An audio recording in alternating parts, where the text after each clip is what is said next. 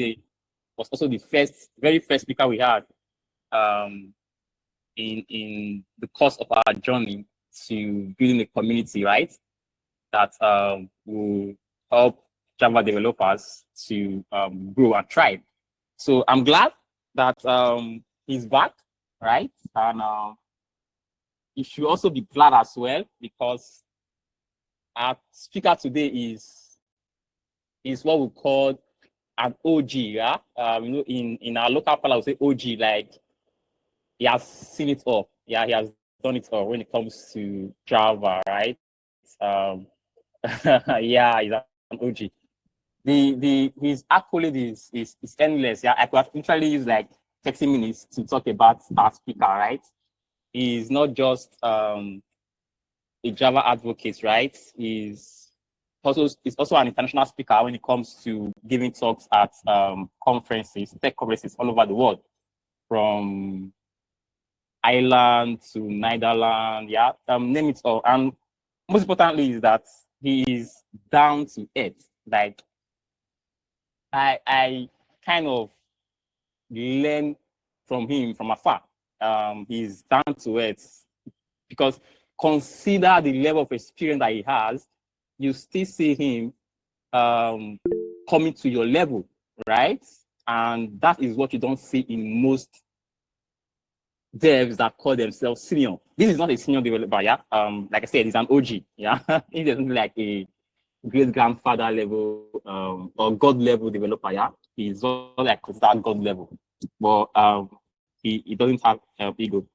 So please, house, I need more emojis as we introduce today's speaker, DaShaun Carter, who is a Spring Boot advocate, senator, and is one of the developers that is pushing Spring AI to the next level. So without taking much of our time, I would like to invite DaShaun Carter to briefly tell us about himself, as for those that are getting to meet him for the first time, and then take it up from there. DaShaun, please, the floor is yours. You're welcome.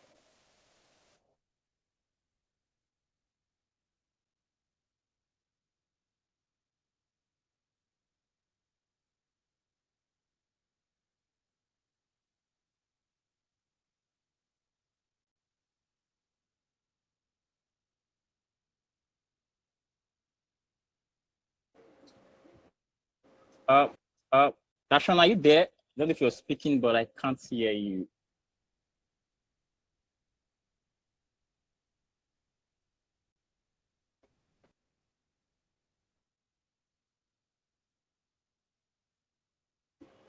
Okay, I guess DaShaun is having some confusion. Okay, fine, it's fine. You can join back.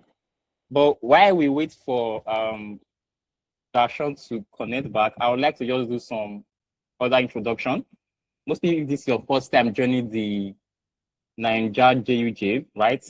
What do we do at NAIJA-JUG? Is a community of Java developers, like we like to call ourselves, where we come together to rub minds, yeah, and see how we can grow together, right? We have different level of experience, from total beginner, what I call greenleaf, or junior, intermediate, senior. I don't like classifying devs, but yes, but we have different devs with experience that help each other.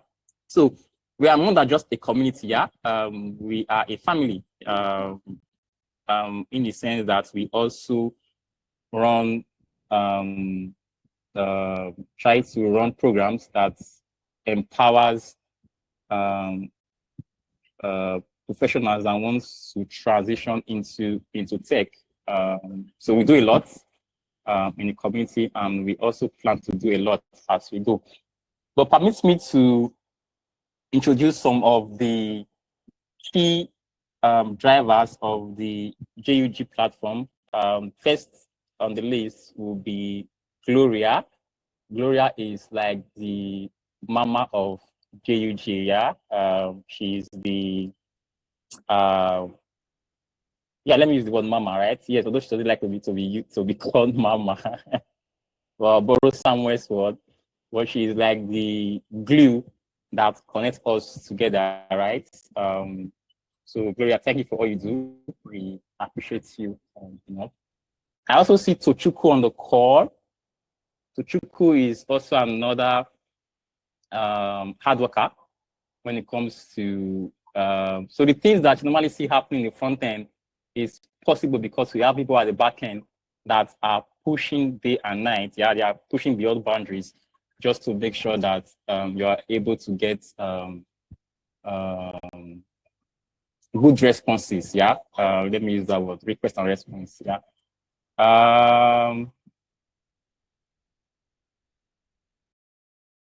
Let me see who else is on this call. But DaShaun, if you're back, please, you can let's draw my attention so we can get right to it. Let me see who is on the call.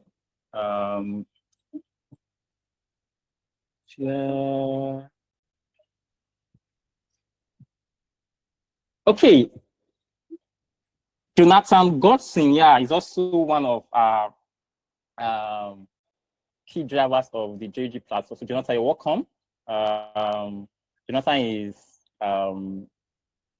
is a mentor from afar. I know you will like, oh, this guy won't me for trouble. But yes, he's also one of the key drivers of the JUG. I also see I am Duncan. Duncan, I don't know how to pronounce your name. Yeah, please forgive me. I'm not from Kenya. But Duncan is on the house. Duncan is also like an inspiration for us. Yeah. He's like the pioneer of the Kenya version of what we have. And he's been very supportive. Yeah. He's what we consider a brother from another mother, right? So Ian, you're welcome. Is somewhere on this call? Gloria, is someone on the call? Yeah, I think he is. NAIJA-JUG Info Community 2 is someone. So you and Samuel decided to be using Prosy to join the call. All right. Apologies. No wahala. Samuel is also very hardworking. Most of you guys know him, yeah? He's like the bootcamp inspector, right? And we also have Rose Roku. Rose Roku is also part of the backend team. Rose, you're welcome. So DaShaun is back. So DaShaun, are you good to go?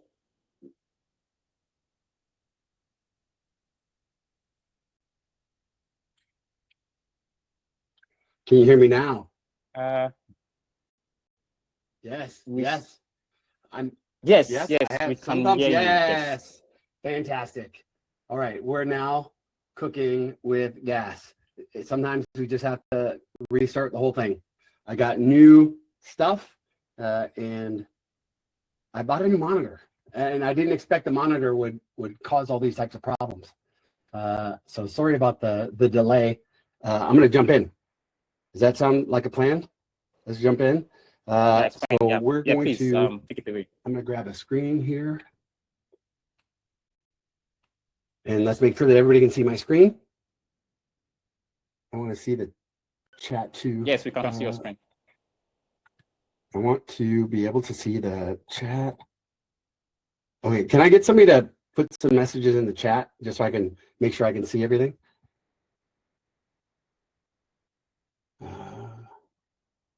Perfect. All right. So you can see my screen. Let's do this. For those who don't know, this is my regular introduction. I've been in this job as a developer advocate for 1,560 days. I was happy to be the first presenter at the NAIJA-JUG. Before that, I worked at a company called Redis, my favorite database. And before that, I was a platform architect. I've done system stuff. And I was a VP of engineering. I'm going to bump this. No, that looks good. I was VP of engineering for a fintech company. And I was a tech lead for Garmin Connect. That was kind of my longest stint anywhere. And yeah, it was a good time. Millions of customers around the globe. So I've dealt with all sorts of scale issues, compliance issues across the board. You can find me at the places. Everybody here, I think, knows where I'm at. I'm on Twitch and TikTok and Coffee Software. We're always doing stuff. But Spring Office Hours, if you don't know about Spring Office Hours, now you know, springofficehours.io, we do a weekly, almost weekly show with Dan Vega, my second favorite developer advocate. And yeah, it's, if you want to keep up, it's hard to keep up. And I'm going to be honest, it was hard to keep up with this workshop. Things move fast. This is my family. The thing here is, you've heard me say it before, when you come to my house for dinner, if you leave hungry, that's your fault. I'm going to feed you. So this session, the whole idea is, if you've got questions, ask. I have no agenda here, and there's going to be some sticky spots because we're on the bleeding edge. We're using milestones of Spring AI. We're using Spring Boot 4.0.5 that just got released 2 days ago, and we're using Embabel 0.3.4. So we're using like brand new versions of everything. There's going to be some rough edges, and we'll get into that. But if you've got questions along the way, I want you to ask. Here's the other thing. I want you to do the work. I don't want this to be a thing where you just sit and watch. I want you to actually do the work. So we're going to get started.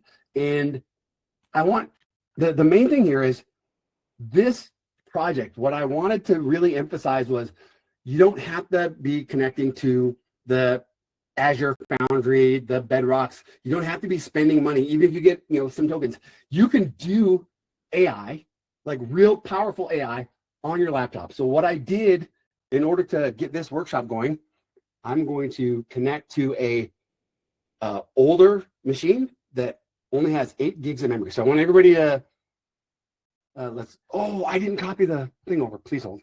I want you to install Ollama in Java 25. That's step number 1.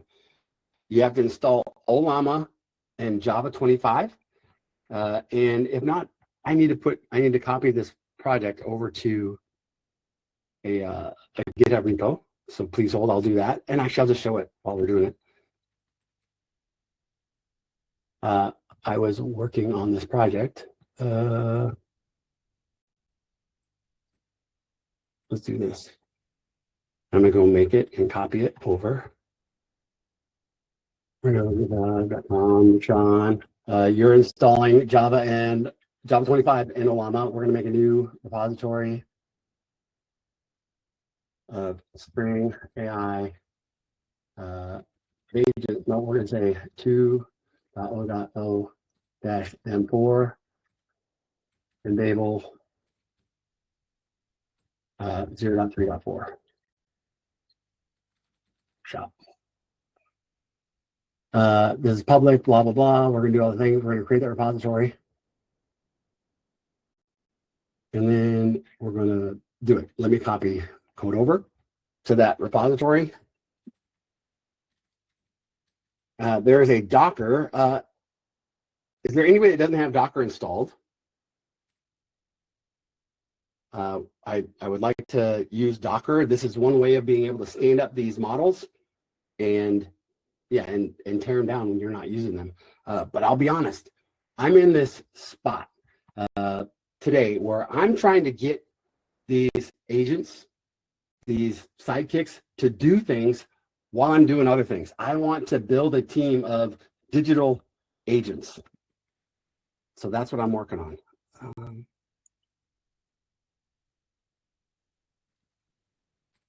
And that's what we're going to get started here. For those of you that were in the last workshop, we kind of went through, I'm trying to copy into this repository. So this is going to be the URL. I'll copy that URL into chat. That's where it's going to be. It's not there yet. Please hold.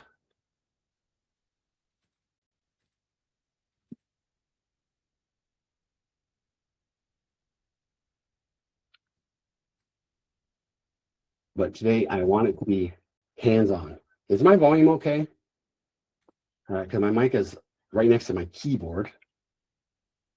And then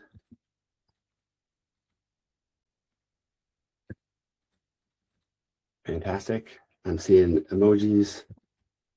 AI agent.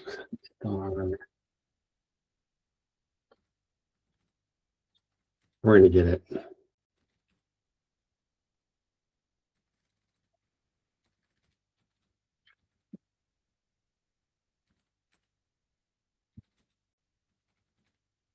And we're adding the stuff. And I apologize. And I'll tell you exactly why this repository wasn't ready, because I was working right up to the last minute. That's why. There's no, I'm just being transparent. I need to copy one more thing. I like SDKman. This is the way SDKman.io. If you can,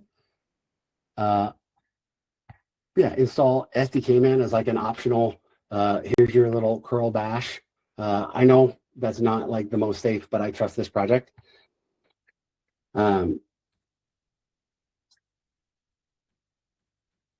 I'm putting an SDKman RC file in there.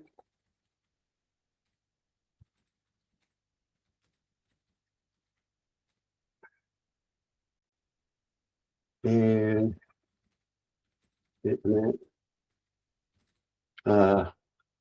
wish me luck. First pass. NAIJA.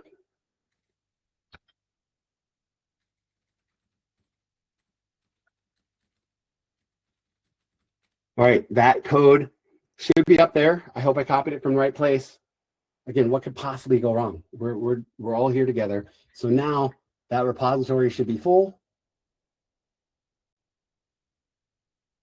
Fantastic. And now what I'm going to do is I'm going to go to another computer. And it's an 8 gig machine. And I'm doing this because I want to make sure that I'm on the same page. My daily driver is a much more powerful machine. And yeah, I understand. Not everybody has that. So wait, I want to open a remote.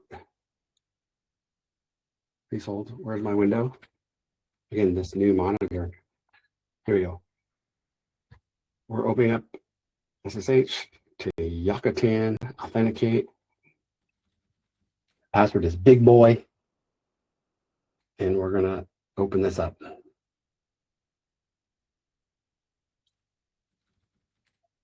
So I'm SSH into another box. I'm using IntelliJ, the gateway for remote development.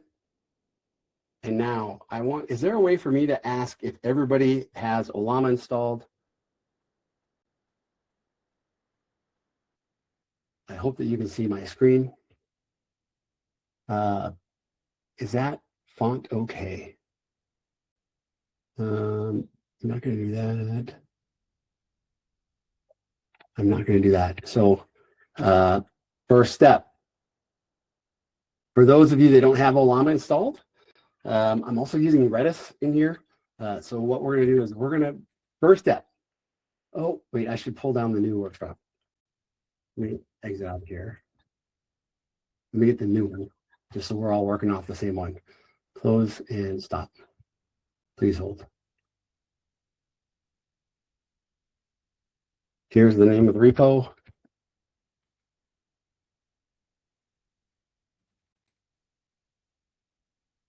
I'm showing you exactly what I'm doing because this is, I think, valuable as well.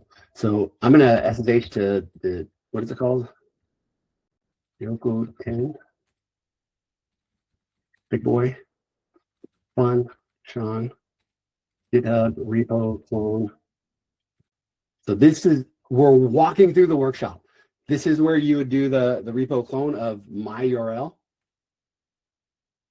that we posted. So now I have it. Spring AI 2.0. Boom. This is where we should be started.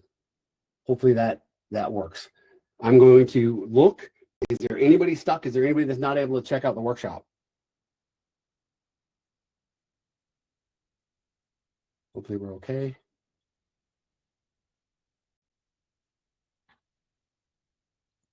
I'm going to keep going. I'm going to say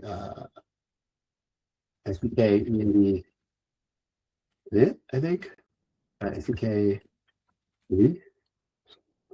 Because I have SDKman installed, it switches to Java 25.0.2, which was defined in this SDKman RC. This is one of those patterns that I like, so that when you check out one of my repositories, you know exactly which Java version I'm using. And then inside of the labs, I have a Maven wrapper, which gives you the exact Maven version. that I'm using. So you don't have to install anything other or anything else. Now, I'm not going to do Ghosty the whole time. I'm going to try to open that up again. I'm going to open up IntelliJ, just like I said.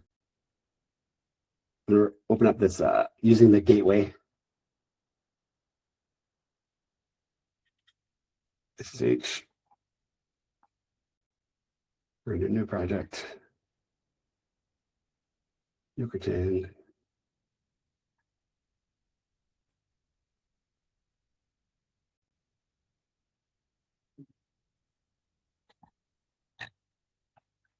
Now I'm opening up that machine, that same phone that I just pulled down. Start IDE and connect. I'm a big fan of IntelliJ. And this is one of the reasons, this remote capability.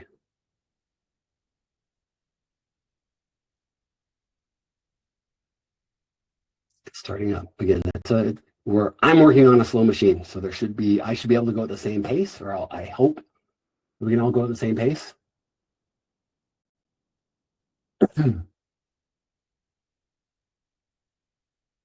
I'll keep my eye on the chat, but feel free. I don't think we have we don't have hundreds. So we got a nice turnout, 44 folks. That's fantastic. We're gonna do this. So now I've got my workshop checked out. What I'm also going to say is if there are changes that we need to make during the workshop, pull requests are welcome. Right? This is a public repository. This is a public repository. And if there's changes in wording or language that we need to do, please help me. Let's do it. So here's the first step. We're going to CD into the infra. I'm going to jump down here to a terminal. I'm going to do the steps. I'm going to make sure that nothing's running. Oh, it is running. So let's do this. Docker, compose, down. That's me getting my environment set up. So I have nothing running.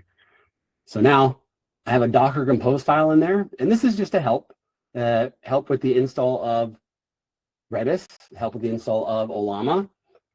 Docker compose up. I'm going to run it in the background, -D, just like here in the docs.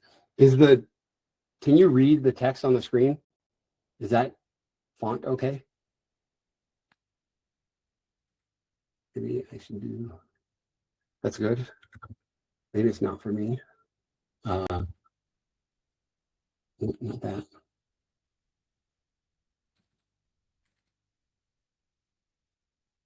Well, I hope it's okay because I can't figure out how to change the zoom on this. I thought it was shift. There we go. Zoom. I'm going to zoom in just to, and that's for me because I'm looking at a big screen.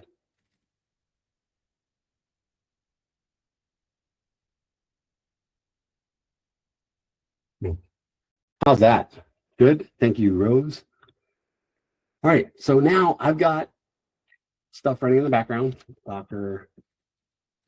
Yes. I've got Ollama running. Sure. I've got Ollama running and I have Redis running. We're going to get to that second. The next thing is, because I have Ollama running, I want to pull this model. This was a very, very difficult part of this exercise.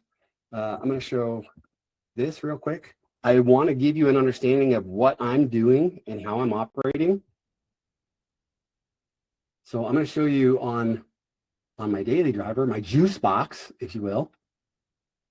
This is juice, Ollama LS. That's a list of all the models that I run. So I've got lots of these models running on my laptop because all of these exercises, some models are better than others. And I'm starting this workshop assuming you came to the previous, or you saw the previous presentation on Spring AI. I'm assuming that you tasted it, you understand, you've used Anthropic, you've used these tools, and you're ready for the next step. I'm assuming that's where you're at.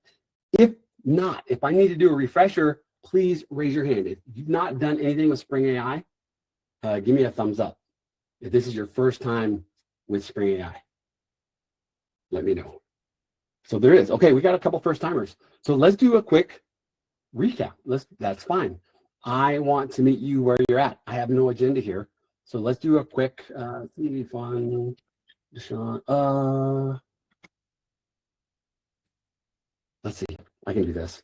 Actually, no, I know what we'll do. We're gonna make some adjustments. So everybody that this is your first time, Docker PS, make sure, whoops, wrong machine. I just showed you that I've got a bunch of models running, and the problem, or one of the problems with this workshop was I wanted to find a model that was small enough to run on a machine that only had 8 gigs that was effective, right? There's lots of models. They all have different properties. And this model, this Llama 3.2, is a model. It's been around for a long time that actually it's only 2 gigs of memory. I'll show that here.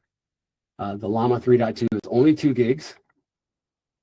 And yeah, and it has tool calling. So it's a pretty powerful model. That's from the folks over at Meta. So after you get Ollama set up, this is going to pull down that model. So run this command. Again, after you've done the Docker compose up -d, run this command. Ooh, where did I paste it? Here. Run that command. And it will pull down that model. That might take a minute, depending on the connection that you're in. But we also want to pull down, this is just an embedding model. I'm going to pull that down as well. So I'm just running these 2 commands. All right, I already had them pulled down. So I also set up this Docker compose so that it has a volume. So once you've done this once, those models will be pulled down. And the next time, if you want to take a break and come back, those models will be pulled down. So you'll have them locally already. So that's what we're doing. I'm running Ollama inside of Docker. And then inside of that Docker instance, we pulled down 2 models. We pulled down the embedding model, the Nomic embed text, and we pulled down Llama 3.2. So I'll pause right there. And I'm going to ask, that was Docker. We have Java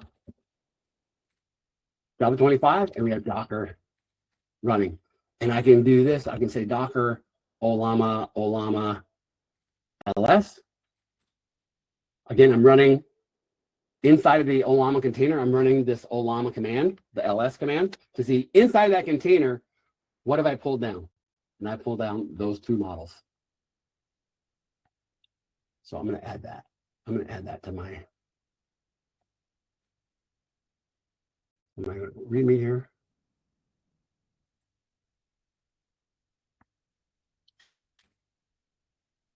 Oop.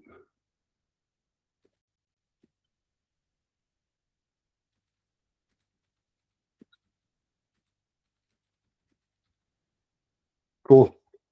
How is everybody doing? Good. Here's what I want to do.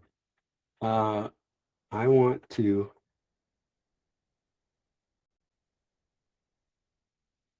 go around the horn, and I want to take some notes. I want to hear. Actually, no. I want everybody to put into chat. Well, I don't have to hear it. I want you to put into chat. What's one thing that you hope to learn today? Right? We have an hour and a half left. What's one thing that you hope to learn today? Throw it in the chat, and I want to try to get to as many of those as possible. So we're good. I hope everybody's here. I hope we've got everything pulled down.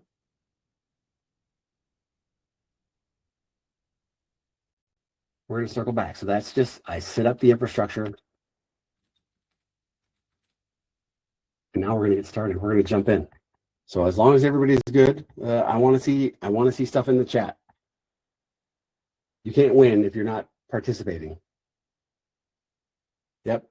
One thing that you want to learn. Am I talking too fast? I know that I get excited, and sometimes I talk fast. So I will try to slow down.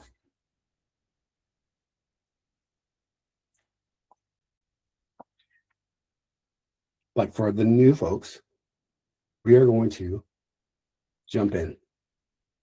I'm assuming that everybody's got things pulled down. And it's okay if you don't. I know it can take a while. But I'm assuming everybody's got everything pulled down. And you're thinking about the thing that you want to learn. Because I'm going to wait, and I want to see some of those answers in the chat. What I'm going to do up here is I'm going to jump into this first lab. I'm going to go to CD labs, lab 1. I'm in lab 1. That's fantastic. I think I didn't really put any. Oh, and I did Qdrant. See, I first did this in Qdrant and then I changed it to Redis. So I need to fix that. Let's do this.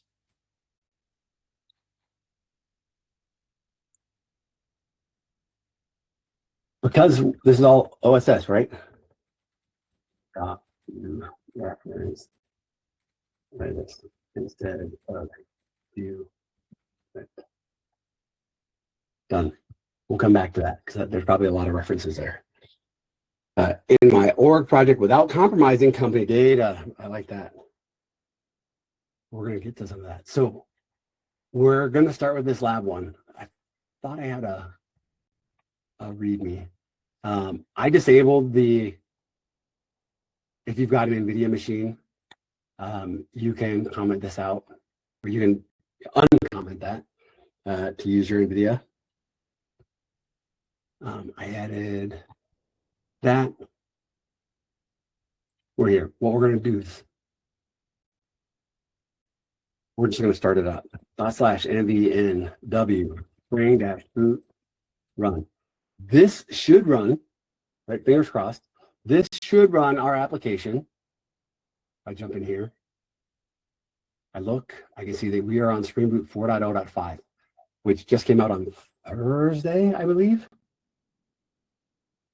And yeah, we're using the milestone release of Spring AI. So this is not a GA release. So it's not, it's not released yet. This is not final. Things are going to change. The previous version of this, I was using milestone 3. The API changed. So this morning, as you can see, I've been working, or as you may have seen, I started 6 hours ago trying to update this workshop, and we'll see. So things are moving fast. I pulled down WebMVC, Ollama. Yeah, you have a question? I heard somebody turn the mic on. Ask.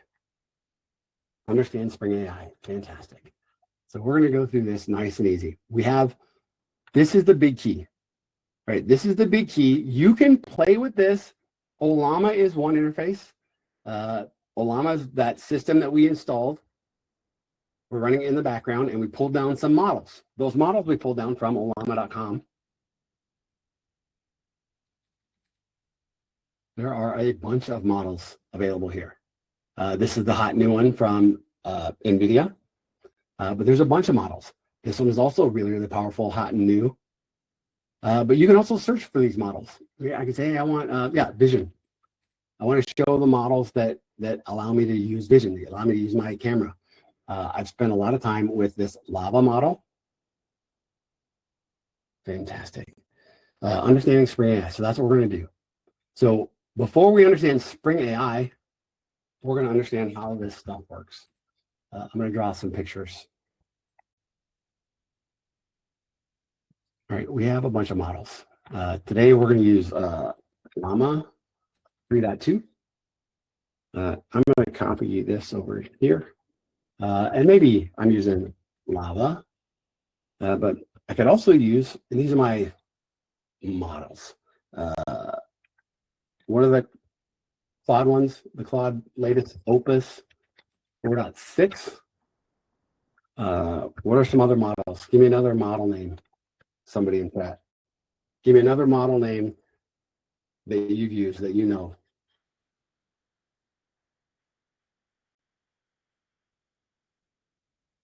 Minimax 2.7. All right, so we've got some models here. Now, the difference between these models is like Opus 4.6, that's private. That's a commercial model.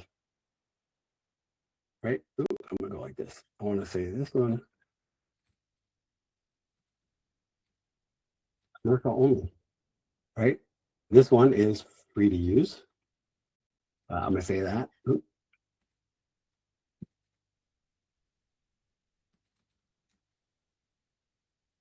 Right, these other ones are all free to use, right? Minimax is also free to use, right? So Minimax, my friend says, hey, Minimax, have you tried it? First thing I'm going to do is go over here. I'm going to say Minimax. There it is.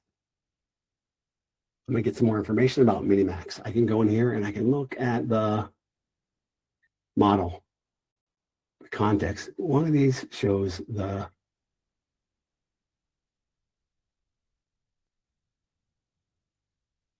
why doesn't it show the size?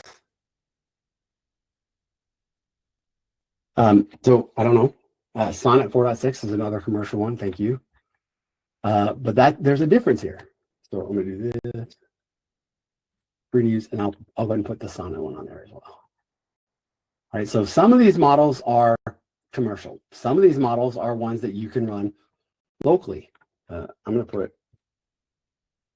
this one over here, and I'm going to call this one Sonnet. Is Sonnet 4.6?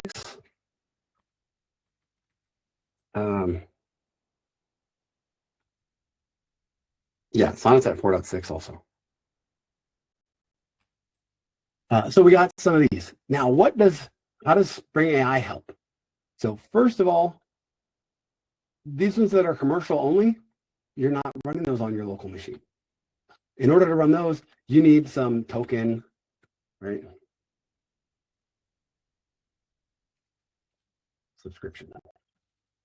Some of them have a free tier that allow you to make a few calls, but these commercial ones, that's where you're paying. And I like to say, I don't have a lot of money to be spending on the things that I want to do, right? I want to be able to have these things running. We're beyond the chatbot. We're beyond the like, hey, going to ChatGPT, help me answer this thing and doing the copy paste thing. A lot, and I'm not going to say a lot. I understand there's a big gap, but what I want to do is I want you to kind of see the front. I want you to see the most advanced things where this technology is going, because everybody's asking the question, what's AI going to do? What is it going to look like? And again, my friend Dan Vega, he's been on this journey much more than I have. He's got these agents running locally. He has his skills figured out. He has things that are working for him so he can focus on the more important things. I know we all get kind of caught up in lead code and I got to know these algorithms, and things have changed. I don't know what it's going to look like, but my perception, from where I sit, it seems, well, actually, I'm going to quote Dan. I'm going to quote Dan, and I'm going to say, code is cheap. ... Software is expensive. Right? This idea, like, I can go and have a model create code, but the difference is getting that code to production affordably, maintainably, all those other abilities. Those things are the expensive part. Those are the things that we have to understand, and we're going to have to focus on. Because just being able to crank out code, and we're going to see that here, we can pull models off the shelf and we can get these models to do it for us. But that doesn't mean that this role is going to go away. I think it means there's actually even more demand. There's going to be even more responsibility on this role that we're all at least part of or adjacent to. So this is the idea. What Spring AI does, Spring AI is going to provide a layer that allows me to connect Spring AI abstraction layer. It's going to allow me to connect to any one of these models without having to change my code. So just like I always compare it to Spring Data,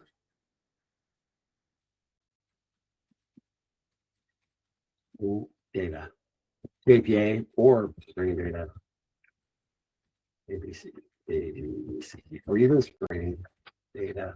Right? It's like the whole idea is I can connect with Spring Data. I can connect to all sorts of different backends, different databases, and I get the same patterns. I get the same repository patterns. I get the same interfaces, so I can treat things the same way. But I really don't care about the underlying difference. And in this case, because of Spring AI, I don't care that some of these are OpenAI API, and some of these are Anthropic. I don't care. That's a thing, right? If you're behind Bedrock, Bedrock will put it all behind an OpenAI. But the idea is Spring AI takes care of those differences. Just like when I'm using Spring Data JPA, I can swap out the H2 internal database. I can swap out that driver. I can plug in Postgres, or I can swap out Postgres. I can plug in MySQL or MariaDB or Oracle, and then I don't care. I get 99% of the functionality of all of these things without having to know specifics, right? For some of the Oracle specific things, I might have to go drill in that might not be abstracted away, and that's okay. Because 99% of what I need to do in Oracle, I get with Spring Data JPA or Spring Data JDBC. The same exists here with Spring AI. Spring AI is providing that abstraction layer, so I don't need to worry about which model I'm connecting to. So we're going to do now an exercise. We have started our application up. Our application in our configuration, let's go in and look, see what we've got. The first thing is my configuration. I said, hey, here's my application name. That's great. But I'm configuring Spring AI to use Ollama. I can have more than one of these. I can connect to an Ollama LLM, and I can connect to an Anthropic LLM. That's easy enough to do. But I'm giving it this base URL that allows me to connect to the Ollama that I started. So that's inside of that Docker Compose. And what we did was we exposed that Docker Compose instance. We exposed it to our server. So we have that. And we actually even did, like, if you want to go and curl and make sure that it's there, you can do that. So this is how we've configured it. We said, hey, here's our Ollama. We're going to do this chat model, Llama 3.2. I've also given it some options, temperature and numPredict. This is like the creativity. You have some options in each of these models, and you have these options across the public models as well. If I go to Spring IO, I'm going to bounce around a little bit. Hopefully, I'm not losing anybody. And we're going to go to learn. We're going to look at the docs for 204. So we're going to go to temperature.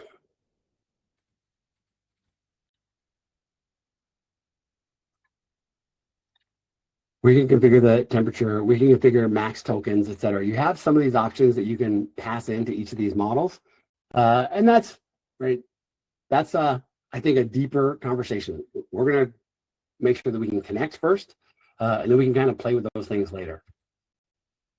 So I've got that connected. And inside of my project, the only thing I needed to do was, this is my pom.xml, I needed to make sure that I've got, Ollama.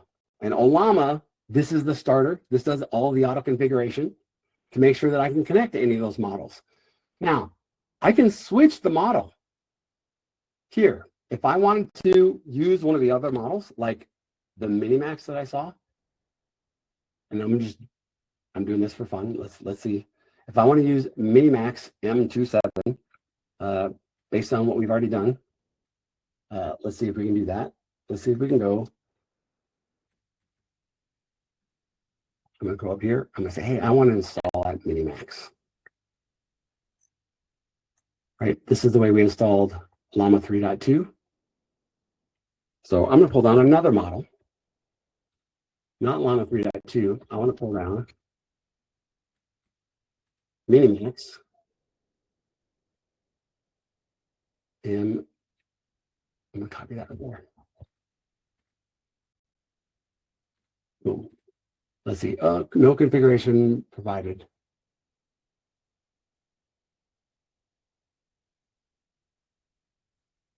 Maybe that was not available. Yeah, that one might not be available here, but it says there's downloads.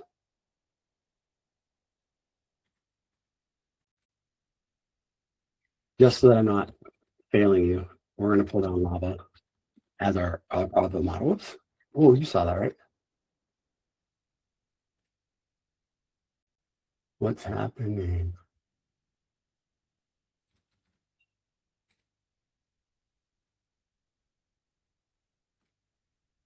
Oh, there we go. So it's pulling down lava. I was in the wrong directory. This is how we're running multiple models locally. Now, these models, when you pull them down in my list that I showed earlier, just because I pulled them down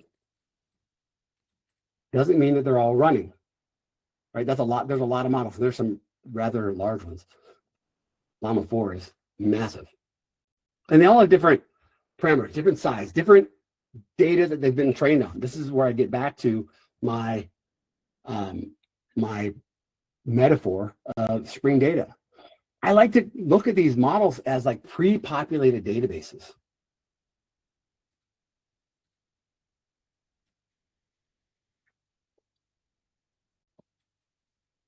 Right? They're just pre-populated databases. Like as an infrastructure construct, that's all that I'm looking at them as.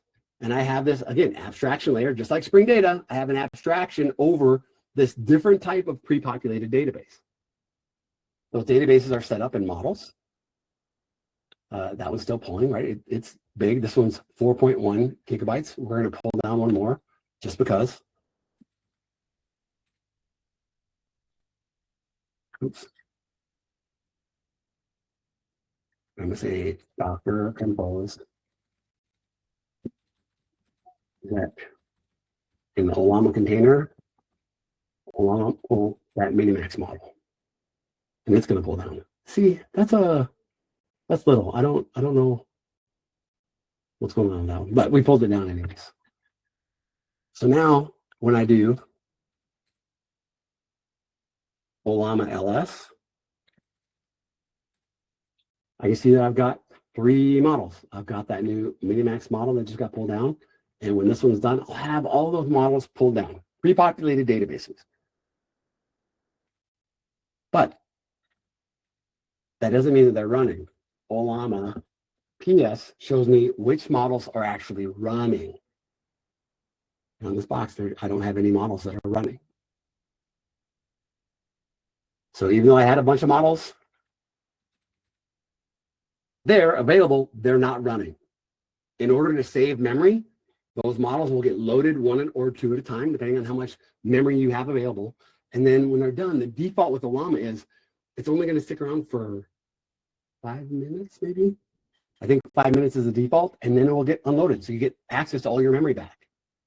So if you have a single laptop, you have this ability to load a model, ask it some questions, and then when you're done with it, it goes away. You get all of your memory back.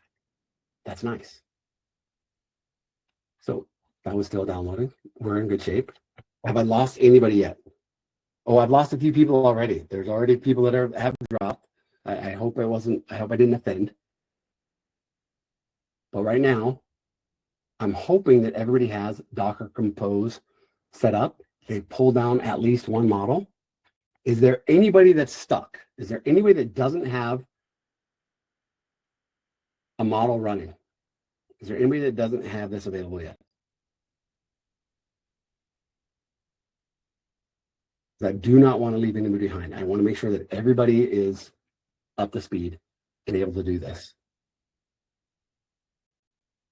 All right, I'm assuming that everybody's got Docker installed. Everybody's got at least one model pulled down, and we can continue.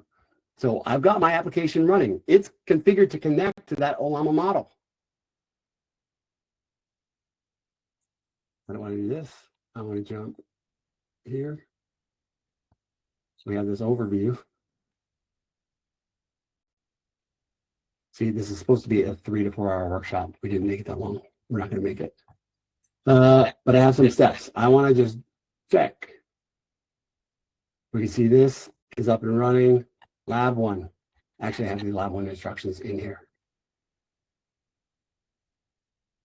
First thing, we have Spring AI connected to our LLM. We're going to send a prompt. So in this controller, we have our app up and running. We're going to hit this endpoint, chat, messages, hello.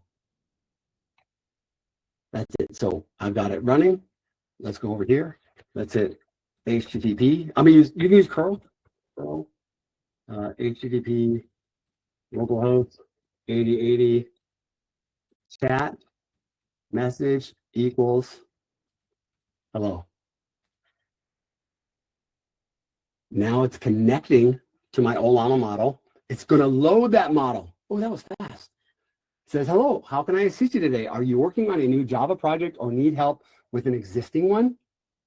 So let's go back here real quick. Let's do Docker, right? Instead of the Ollama LS, let's do TS. Now we can see that it loaded that model. It loaded the Llama 3.2 model. It's going to disappear it in 4 minutes. Remember that 5-minute default. And it answered the question. But why did it answer that way? How did it know I was using a Java project? Let's dig in a little bit.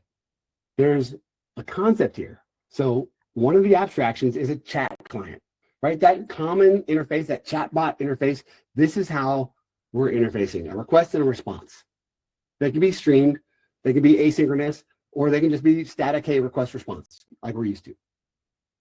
One of the things that we can do is we can tell the system prompt, that's the system prompt, when we set up our chat client, we can say, hey, you know what? I want you to act in this way. I want you to answer as if you are a helpful Java developer assistant. You give concise, accurate answers with code examples when appropriate. Always use the modern Java idioms. So I fed that in as my default system prompt. Then what do we do? This is just a regular mapping. You're familiar with this, I hope. This is just a regular Spring MVC get mapping. I have a default question. What's new in Java 25? Let's do that. Let's say I'm going to use HTTP5 this time. HTTP 8080 chat. And we'll see what it figures out. What does it know about Java 25?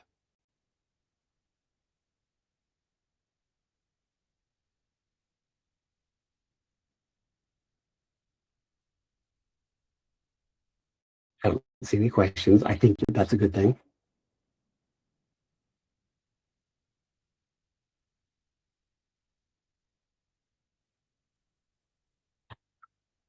Make sure that my model's up. It's still there. Why didn't it? Here we go. Here's my response. It's a longer response. That's why it took longer. Oh, it says Java 15. Introduce records.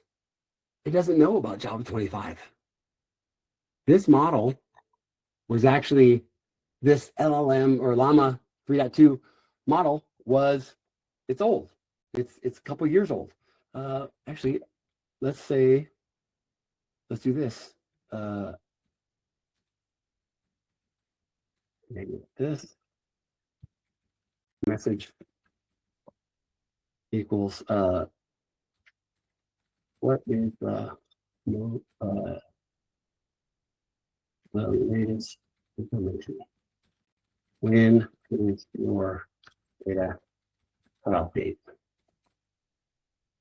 One of the things about these models is they're not constantly updated. This model clearly doesn't have any information about Java 25. We're going to ask it when its cutoff date is. We'll see if it knows. Each of these models has a cutoff date. They're trained on tons of data from all over the internet, but they're not retrained constantly. It takes so much time. Oh, what did it say?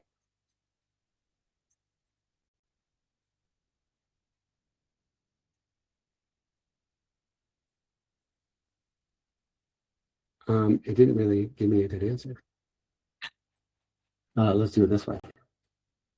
I'm going to say, oh, Llama, run Llama 3.2 latest.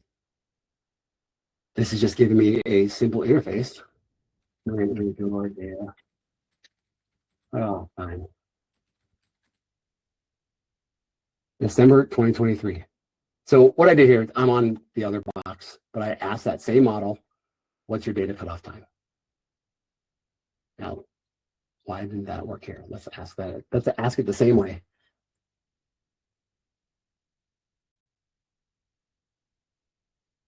Oh, did I do that right?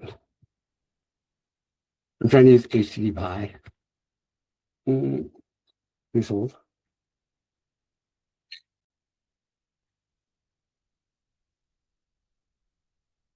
Oh, I didn't do it right. It's supposed to be like this. That and message equals in the quote. What is your data? Asking that same model. But this isn't just a problem for the models that we pull down with Ollama. This is the same if we go to, let's go to Gemini. What is your data?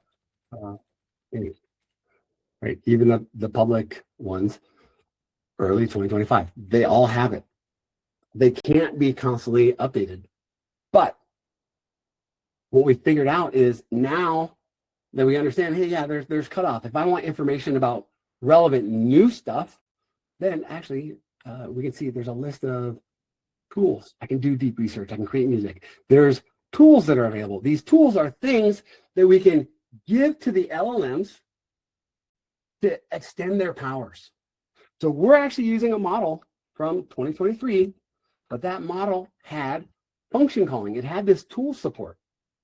So we can actually feed this model tools to have it do more things. We can have it find out about what the latest is. We can have it go and do research if we give it the right tool. So that's where we are. We've just talked to this model a couple of times. We realized, hey, that model is not the latest and greatest. It doesn't have what it needs in order to understand what's in Java 25. Java 26 was released last week, or almost 2 weeks ago. So we're now on the first exercise. The first exercise is, I want you to add a method, add an endpoint for /explain. Oh, did I fill it in? Oh, /explain that explains a given Java concept. So it says, hey, try adding more specific system prompt for the explanation. So this is the part where, please, I want you to try it and I want to see your results. I'm going to do it as well. Right. So first thing I'm going to do is I'm going to uncomment this. We'll start from there. Actually, I'll go back here and I'll stop the one that I have running. Right. I see that I have pulled down Lava, and I can see that I have now 4 models. So we pulled down some models, and that's clear, hopefully. Is there any questions about how we pulled down models and how Spring AI is interfacing with those models? Our interface was just our POM file. We brought in the right starter, right? This is what's going to do any translations that we need between our Spring AI and whatever model we're collecting to. That's all handled inside of the starter. So if I wanted to connect to Anthropic, guess what? I would just switch to the Anthropic. Or if I wanted to do OpenAI, I would just switch that starter. And that's how I can switch to the other models. Once I switch that starter, then I just have to switch my property that says, hey, here's the URL, here's the default, here's the model that I'm connecting to. Because even when I connect to OpenAI, I can connect to the GPT-4 or 3 or whatever. And Anthropic, the Sonnet, or the Claude. They're all at the same URL. Is there any questions about that at the moment? And I appreciate you all for sticking around. The reason I am so poured into this, having things running locally, is because even if it takes a long time, even if it takes hours to figure something out, I give it a long running task where it's got to go do a bunch of deep research. I don't have to worry about coming home and finding a big bill from Claude or other. I can do this on my local machines. I think in my last presentation here, I think I was running the models on a Raspberry Pi, or if I wasn't, I've done that a lot. And it's okay if it takes 30 seconds for the response. If I'm not sitting at the computer waiting for it, that's fine. But in my head, where the gap is going to be, the next important gap is going to be between the developers that know how to build these agents, that know how to do the things that should be automated, and the ones that don't. I spent some time up in Canada with some recent grads, students that had graduated in the spring, in the Americas in the spring, and they were just starting their job in January of 2026. And what a lot of them already had was things like what I'm showing you today. They already had these agents and these skills for the minutia, for the things that should be automated, for the things that they didn't have to spend time on, right? Just remembering steps of things that are in like a Confluence page or something. They had agents that were doing that work for them, coming right out of school. And that's what I see. It kind of hit me because I didn't have it. I didn't have my own set of agents running. But I think that's going to be the next big gap, is between developers that know how to leverage, know how to write, know how to deliver these agents, whether it's on their laptop or in production. I'm going to show this other model. I was at, right, because one of the questions was like, hey, I want to understand how to do this, right? This fully autonomous stuff. Memory tools, yeah. They're in my head right now. There's kind of three big buckets, right? There's these like production, commercial, yeah, AI workflows, right? Whether that's like chatbots, trip planners, recommendation engines,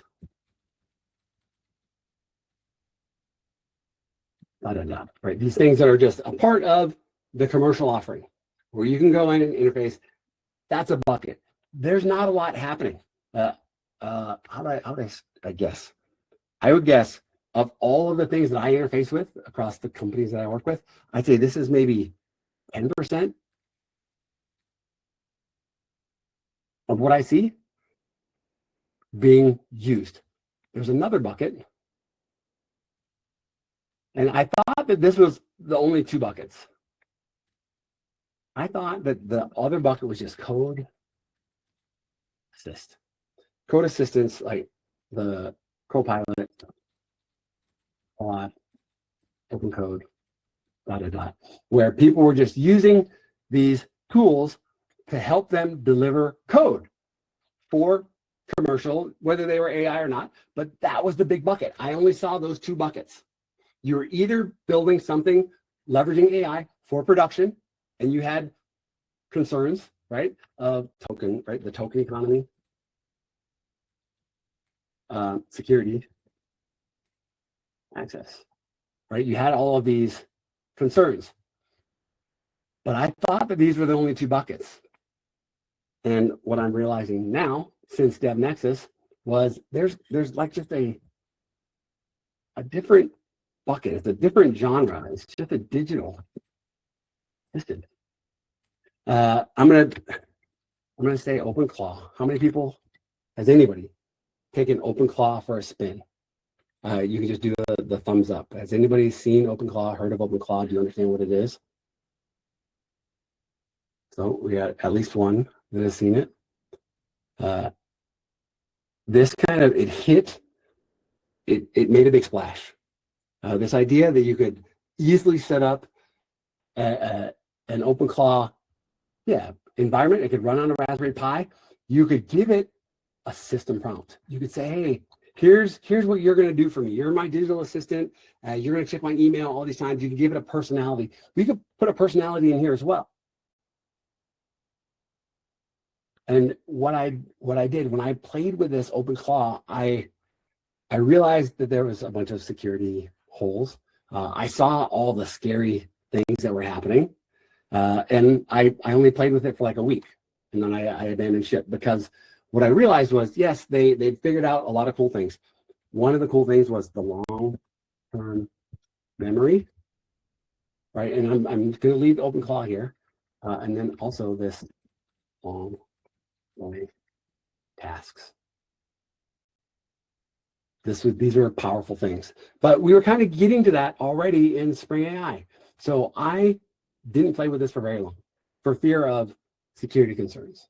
It just seemed like the wild, wild west. And I kind of felt like it was for normies. I felt like OpenClaw, a lot of OpenClaw's adoption was not technical people. They liked this easy button way of going in, and what they were doing was transfer money. Like they were doing some kind of crazy things. Buy stocks, right? Text my wife. And here's the thing, like this was kind of the wave that I saw, but now as of DevNexus, I see some of these same things. Developers are doing these same things. They're saying, check my email. If an important, I don't want to be interrupted, but if an important email from my manager or from my manager's manager, if that comes in, interrupt me. So they have this kind of background process that's doing things like that so that they can stay focused on what they're doing. Or organize my week. They're running these things that are, yeah, find blocks of time. Create it so I've got a 2-hour block of time at least 3 times this week within those 40 hours. Organize my week. Reschedule things, move things around. That's important. And it kind of gets into a little bit of what we're going to do today, like right commit messages. Check back or prioritize backlogs, right? The real like, hey, these are things that Glenn Renfro, another developer on the Spring OSS team, he's like, he hasn't written a commit message. He hasn't had to think of a commit message in months because he's built a skill, an agent, given it this skill so that he can just have it generate a valid commit message that will check all the boxes of the Spring OSS team. Stuff so you don't have to think about it. All those things that we can automate away, that's what we're trying to do. So I'm going to pause, right? So we're going to integrate these LLMs into the org without compromising company data. I'm going to go back here. Did anybody complete this? The explain endpoint. Somebody's doing the work while I'm yapping. Somebody is doing the work to figure this out.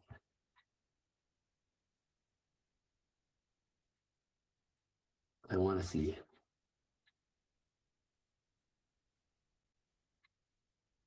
All right, we got a little bit of a cheat code. All right. I don't want you to post your answer yet, but I see a thumbs up. So somebody's doing the work. All right, here's the chat endpoint. We're going to do a slightly different one. We're going to do it very similar. We're going to do the same thing. Hey, chat client. I'm going to do the prompt, but I'm going to set this time. So instead of using the default prompt, I'm going to override that. I think I should be able to do this.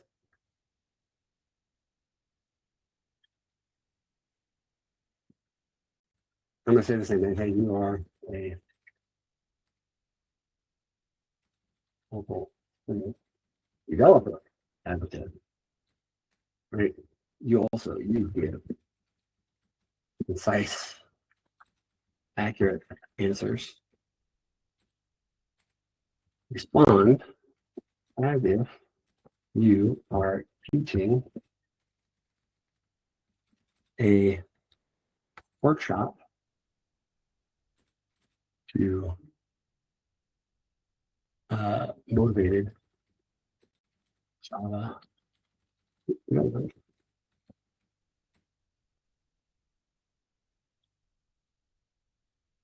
All right, and then do the exact same thing and say, hey, user, I'm passing this user message.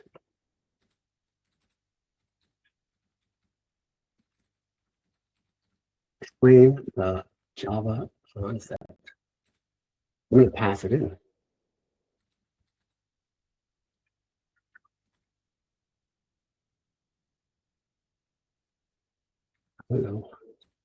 Perfect. Okay, these are those abstracts. Concept. Pass in that concept. I'm going to call the same way. And after that concept back. Here's an example of what you might be doing. So I'm going to try this. I'm going to go over here. I'll stop. I don't need that one. I don't think I need that one either. Here's where my app is running. We're going to stop it, and we're going to start it up with all my new code.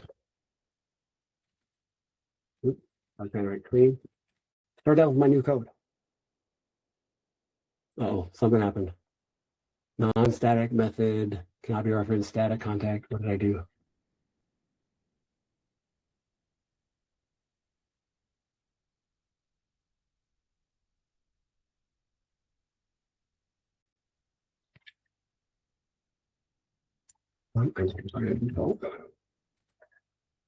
Request param.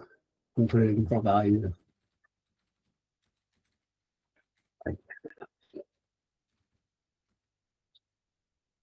I don't see what I'm doing wrong. And this is probably because I switched from. So now.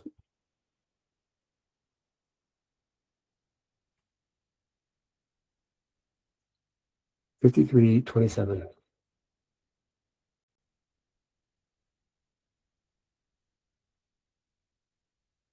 Yes.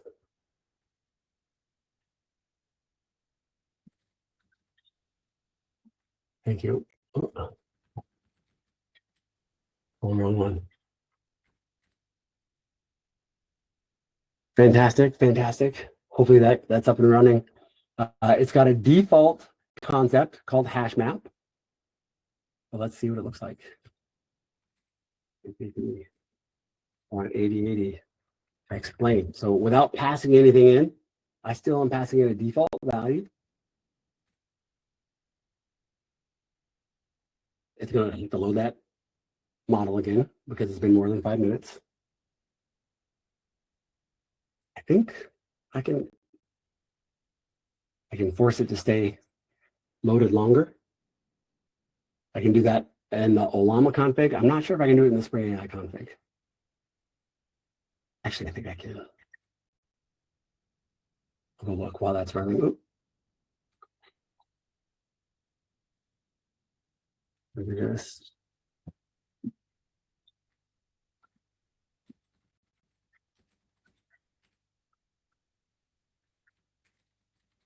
This. I don't want to see that the model's been loaded.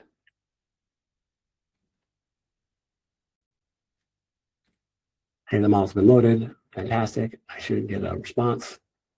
Boom. So it explained hash map, but it also did it in a style, hopefully, of a helpful Spring developer advocate. Introduction to hash map. In Java, hash map is popular implementation of the map interface. So it looks like it worked. I've got the key features. I've got even some little example code. Right? This is nice. This is nice in that there's tokens that we are sending across. Right? I talked about this token economy. Right? OpenAI, Anthropic, they want you to use their services as much as possible. They want you to automate all the things, and they want you to use their service to do it. I want you, if there's nothing else you take away from this, I want you to understand you don't have to use those services. That is the main thing, is I'm frustrated that so many people lean into Claude and they're leaning into all these other things when that costs money, right? If you're a developer making $1 million, but now you're going to cost $200,000 a year running your client, well, then why should they pay you $1 million?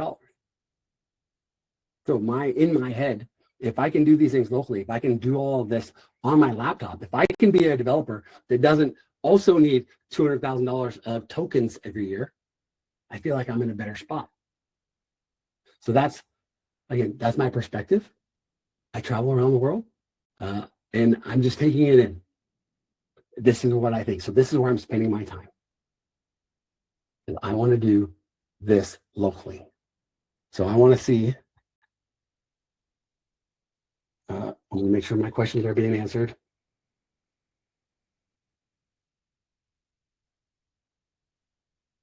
We're going to talk to Annalifo Maxwell. We're going to address the company data part. We're going to address that next.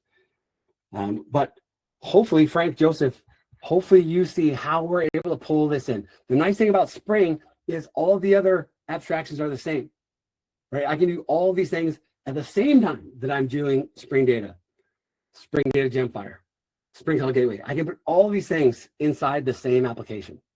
Spring makes it easy. So hopefully you can see how we're integrating Spring AI into a regular Spring app. It's a couple of dependencies, and it's a couple of configurations. We brought in the starter model, Ollama, and I can do this on any project. I brought in the starter model, Ollama. I think I just need the Spring AI bomb to get all the rest of the dependencies, and that's it. From there, I just have to tell my application where to connect. That's it. I can add those dependencies and these properties to any application to get that same capability.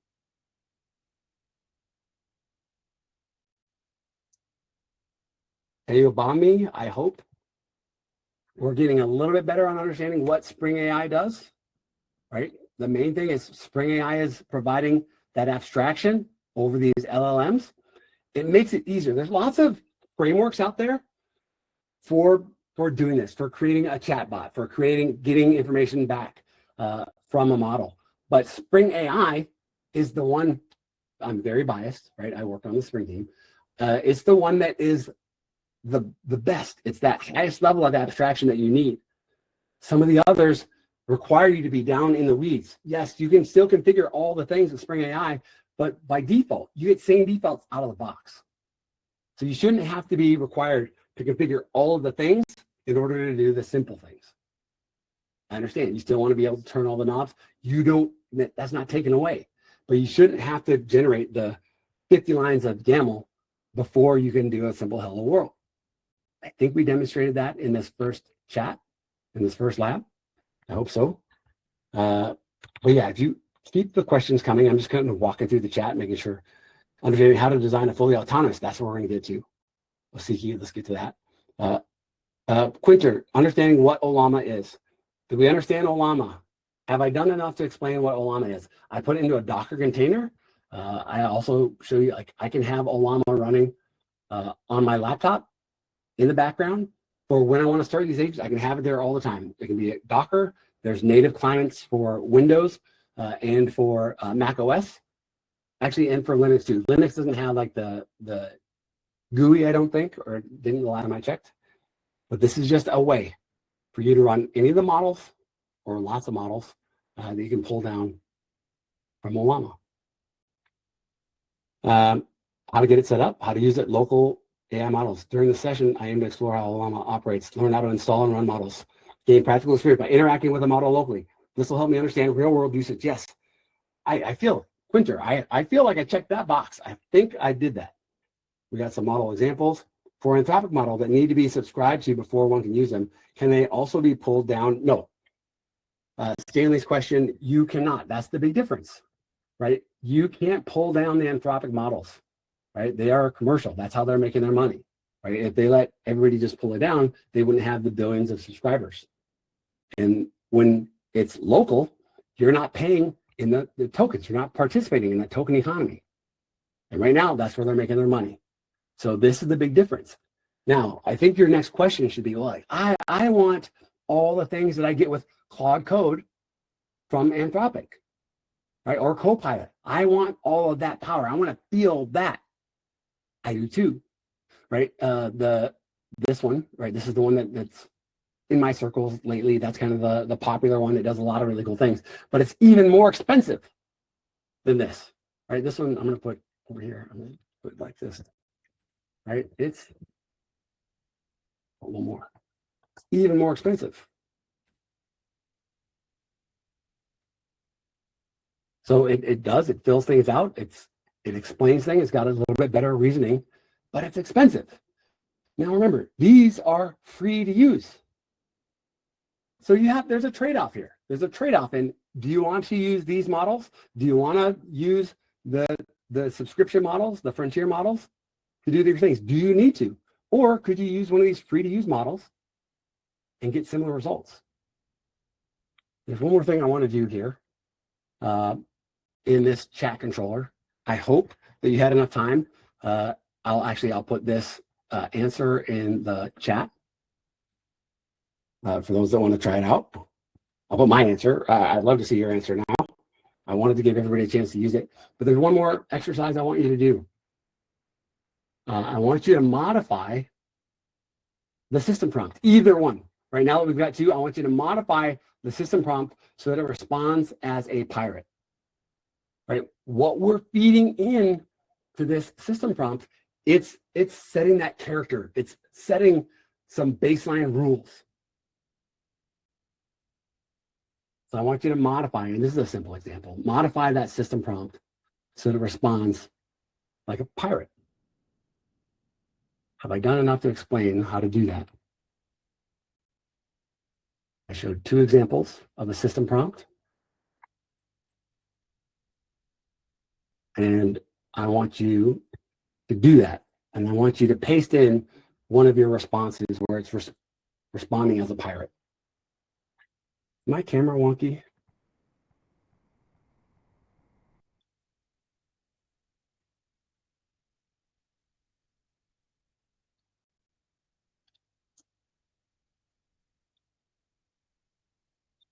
Why is my camera not working?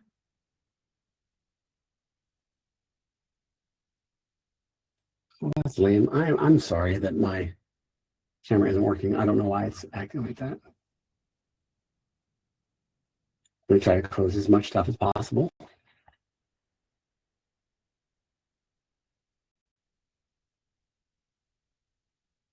Can you still see my screen? I hope. I want somebody to, all right, you can see my screen, Stanley, yes.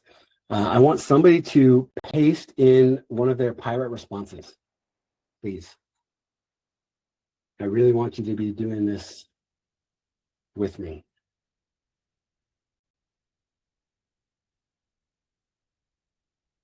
Before I put my answer on the screen. I'm going to go ahead and stop this.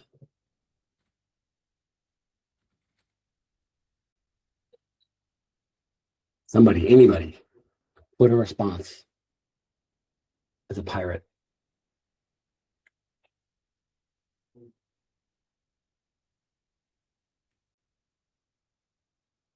I'm simply going to change this prompt. Respond as if you are a pirate. I changed the default system prompt. I'm going to start my application up again.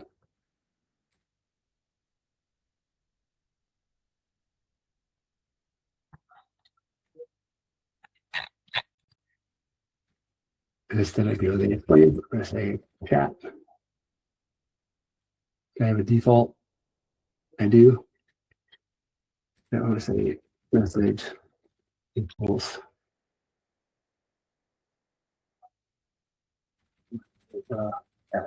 data framework. I'm going to cross my fingers.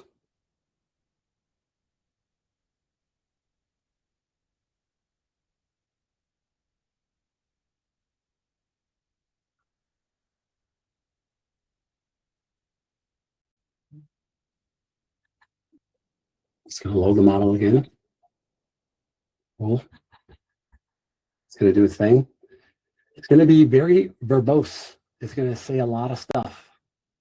It's not just going to give me a single answer because it's a GPT. It's a generative text model.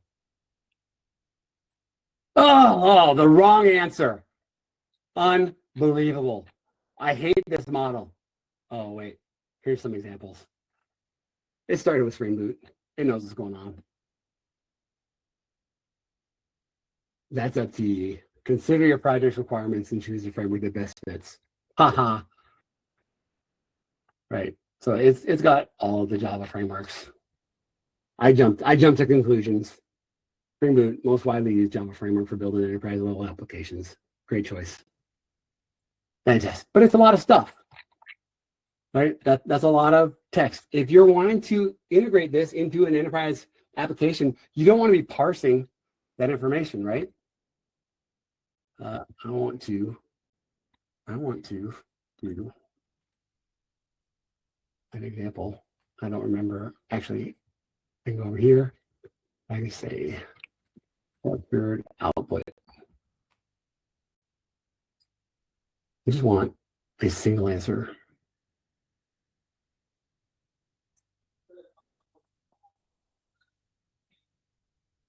I don't want it that way. Let me do it this way. So I just want my response. I want my response to just be a single prompt or to be a single name. So instead of this, I'm gonna do another example. Actually, I won't. I'm gonna jump to that next. I want somebody to show me. Please, somebody show me that you're able to keep up and you're able to get a response like a pirate. Like I said, this is supposed to be, or this is going to be a 3 to 4 hour workshop. And right now we're not going super fast. So I wanted to see if it's possible to keep up. Or give me feedback. Let me know. Is anybody following along or should I go faster?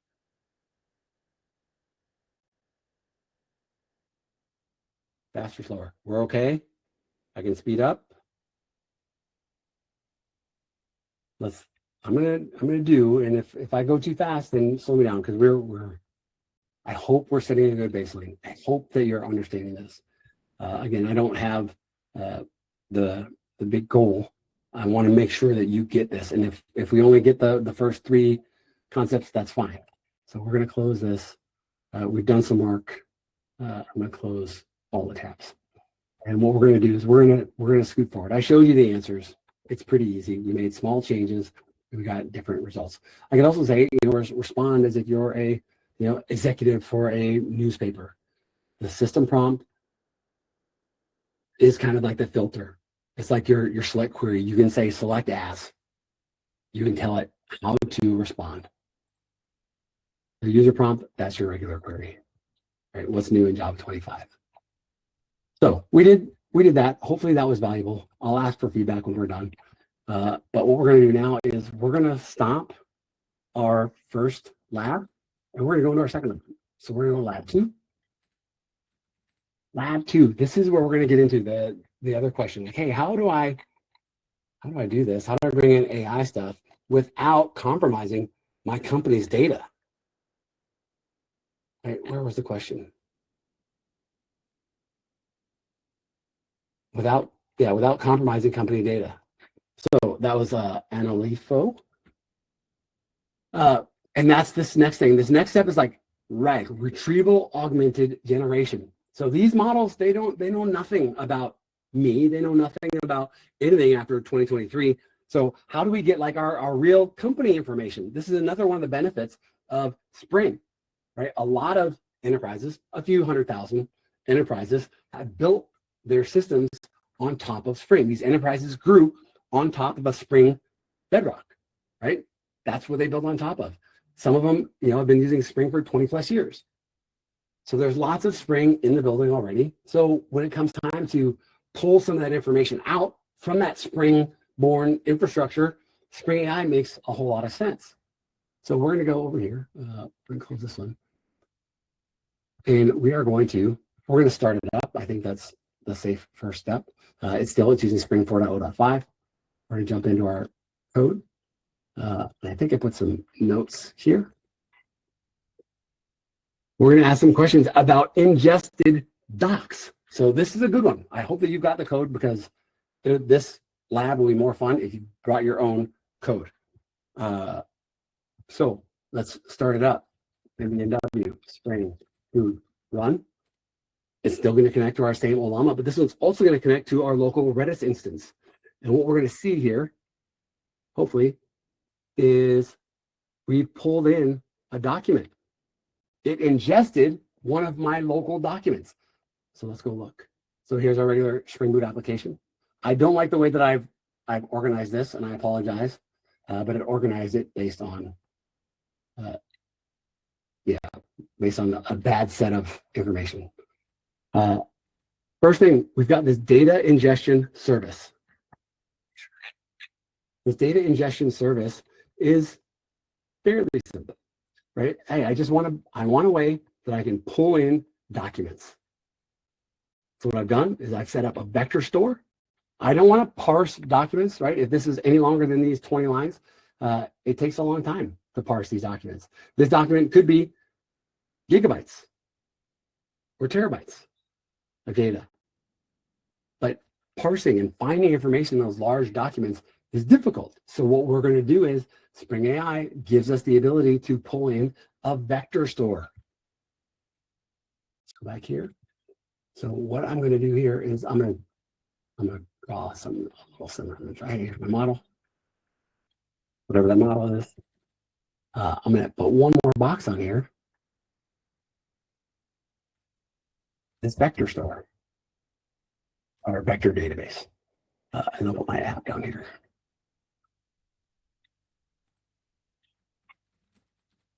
One of the things, right, these models, whether it's commercial or running locally, one of the things that I can do, I don't want to send all of my company's information. I don't want to send it to that model.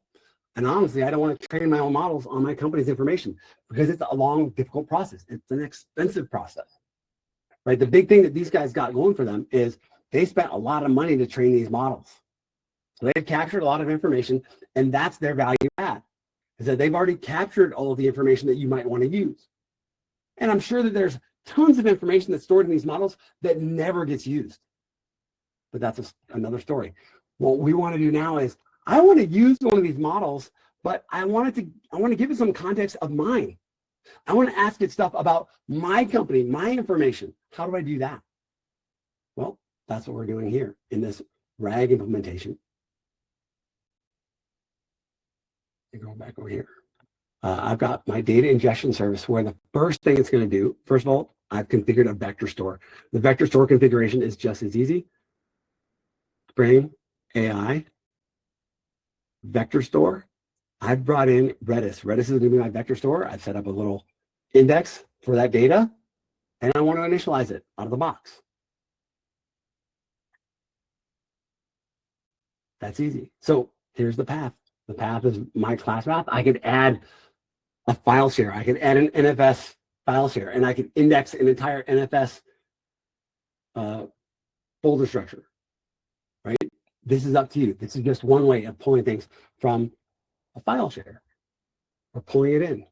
Pull in all of the docs that are in that class path, right? So any docs that I put in that directory, I put in some Spring Boot project conventions, and it'll parse it. And we can see that the parsing worked.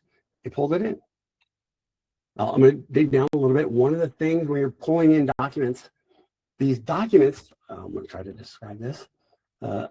This document.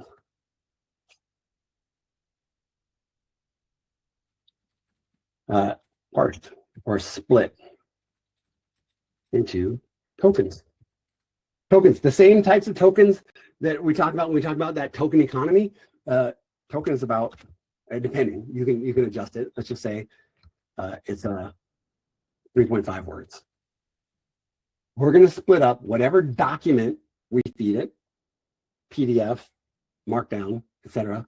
It's going to split out all of it into 3.5 word tokens because it needs enough information on each side of the word to understand what to guess. But with those tokens, it stores those tokens not as words like we would traditionally do in a search across a database, like a full text search.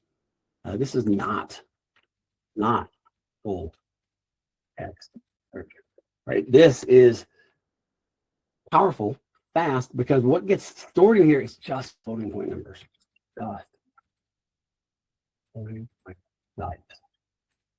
Three-dimensional vector. Or multi-dimensional vector.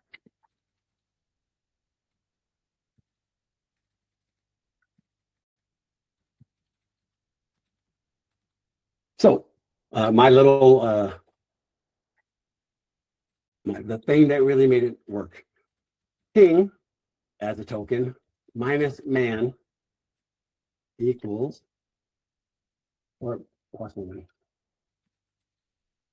equals queen.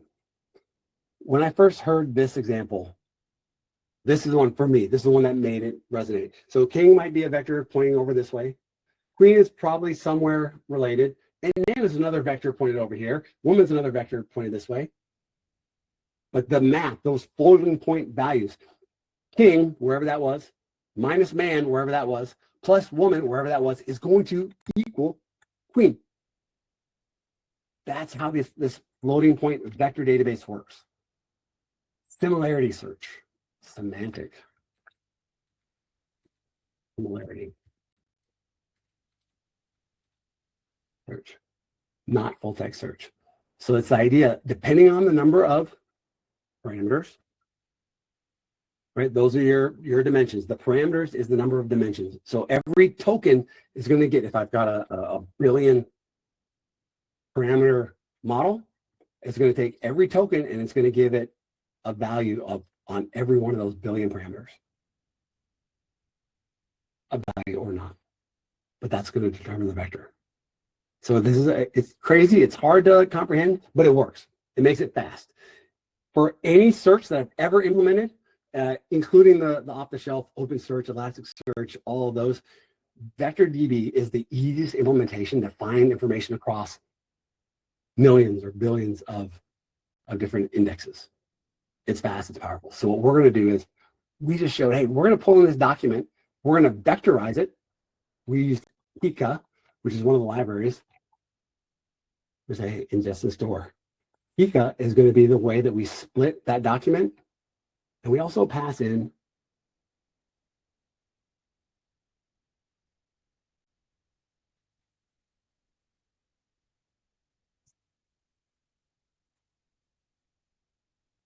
where did I pass in the vector store? Oh, when I generated my vector store. So the embedding is determined when I created my vector store. So it knows, hey, here's my chunks, add them. That's effectively what this is doing. So back to here, I can take any document, I can feed it into this Spring AI app. As of right now, I can feed it into that Spring AI app. What it does is it's going to store that document in that vector DB. But now when I ask it a question,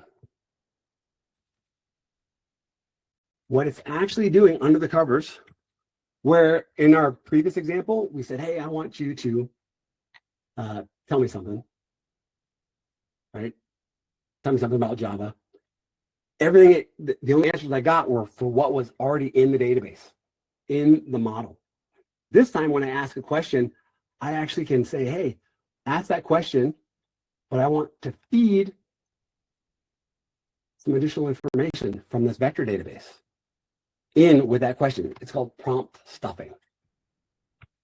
So here,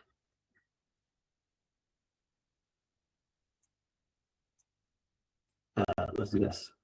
It's running. I have my model running. Why can't I pull it up? Hello. Here we go. My model's running. Let's ask. The only document that I pulled in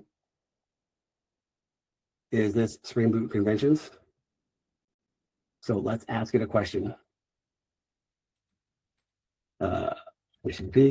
Actually, this model, this time we're started on port 8082, I believe. 8082. Remember, it injected those documents, 8082. I'm going to say, I think it's on ask. Let's go look at my controller. Ask. I've got my RAG chat client. That was configured up here.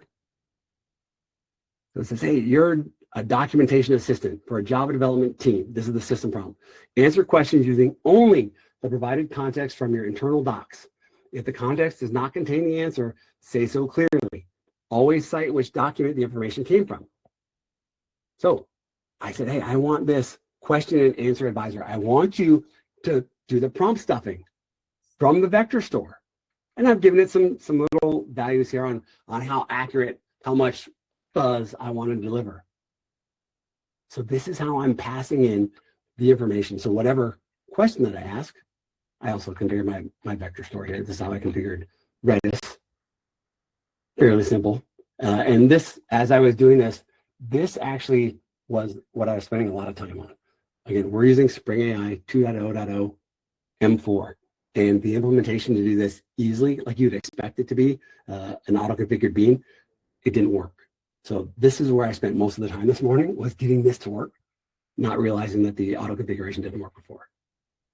So that's what I'm doing. Now I go back to my controller and I'm gonna say, hey, this is all in the background. That whole RAG chat client, that was already configured for me. So it's already saying, only get answers from the documents. So now when I ask it a question, I can ask it any question. Ask question. I'm gonna ask it something it shouldn't know. How much do I weigh?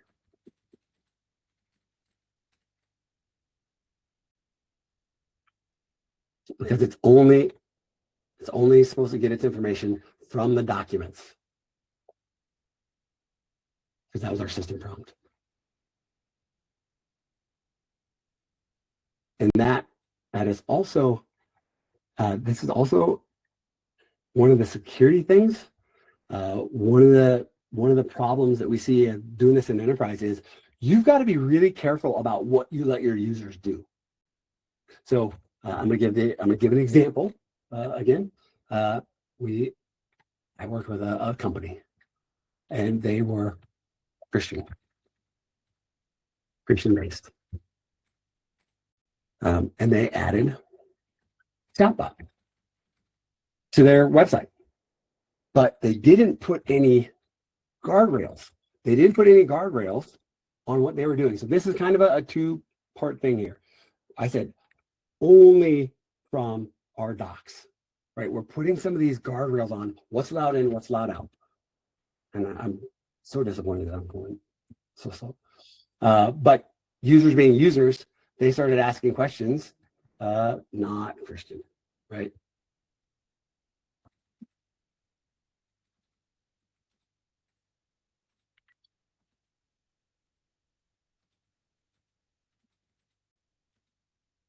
Right. And yeah, that was a problem. It became an immediate problem. It hit the news. This is one of those risks. So first of all, user input, that's a tricky spot. That's why the chat bot, it's cool, but it's got limited usage. Did everybody see, or did anybody see the Chipotle example? Basically, if you put one of these chatbots out into the open and you let people ask, and you're not filtering your inputs, if you're not making sure the inputs are valid, then you might be exposing that model. So if I didn't put, right, if I go here, if I didn't put this around, anybody could go and hit that endpoint and they could ask anything of my model and they could get a response.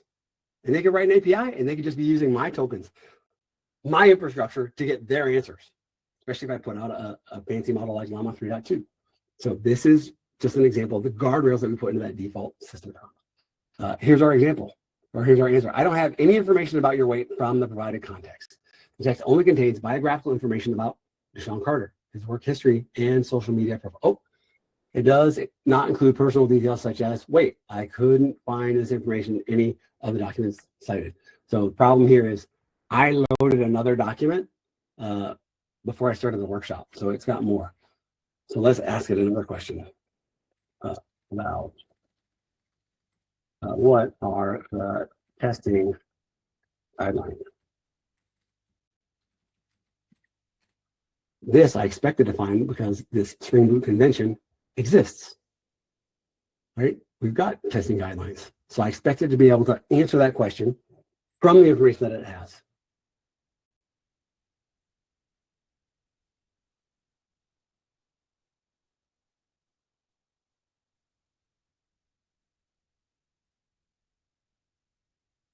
Man, time flies when you're having fun.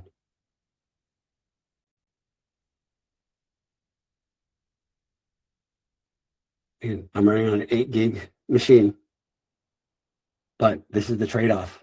This is, hey, if you're looking for more detailed information, here's my testing guidelines, right? Unit tests, use JUnit Mockito, right?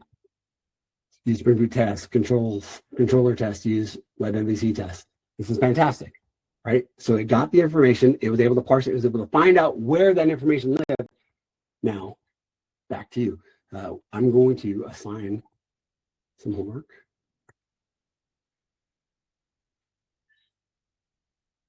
I want you to grab a doc, grab any doc, markdown, and throw it into your docs folder. Source main resources, docs, throw that markdown in and do the same example, right? When you restart it, it's going to parse that document, and then you're going to be able to ask questions. This is Redis.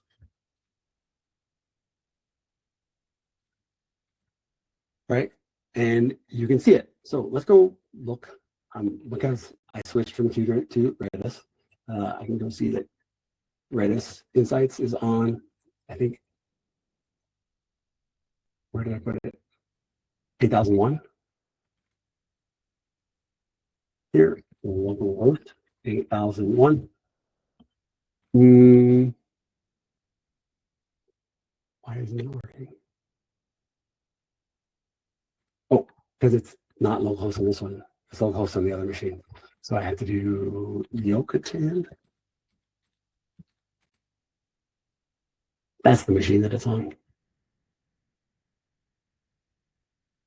Sure. Okay. So here's Redis. Here's all of my embeddings. Here's the stuff that's been loaded in. You can see I threw in another markdown doc that has more information, but yeah, now this is all vectorized. These documents are stored and they're vectorized, and they made it really, really easy for me to access. So this is fun. We're now cooking with gas. But this, to answer one of the questions, which is the largest planet? I don't have enough information. Good. Please provide more context. Fantastic. Thank you, Ian, for showing your work. I appreciate that. But I'm gonna try to move on real fast. Actually, I know it's late for you guys, but I'm not in a rush. It's not late for me, so I'm not gonna rush out. What I wanted to do, the first example was, hey, now grab your own markdown, grab some markdown that has some information and ask it about that document. This is to answer, like, how do I make sure that my company's work, all of our information, I don't want to have to feed it to that model, and I don't want to send all the information to the model to let it figure it out. I don't want to train my own model. By doing this prompt stuffing, using that question answer advisor, I'm doing that prompt stuffing, I can grab just the information, just a little bit that I need from that vector database, and it's just going to take that little bit and stuff it into the prompt. That's how this works. So it doesn't grab all the information. It doesn't send the entire document. It only sends the bit of information. I'm going to make this blue. Let me copy over here. And it only makes that part available. Oops. And if you've got questions, please let me know. Hello, I can't grab mine.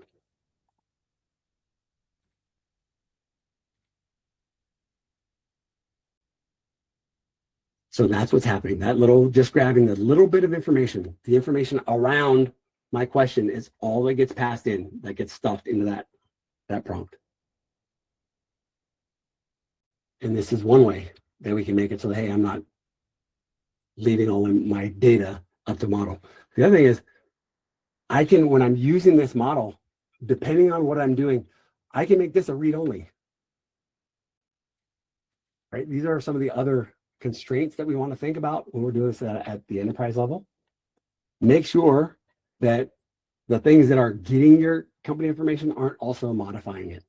One of the things here, having that vector database, again, we populated that vector database from this document, but I could populate that vector database from a real database.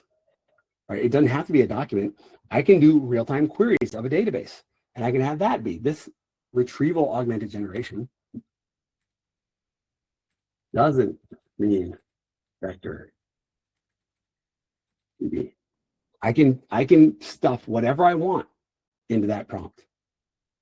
So I can store it into a vector DB. Vector DBs are fast and they're powerful, but maybe I don't want everything in one spot. Maybe I have multiple systems that I'm trying to pull information from. I'm going to take a quick detour, the Azure SRE agent. Look at that at the top of my list.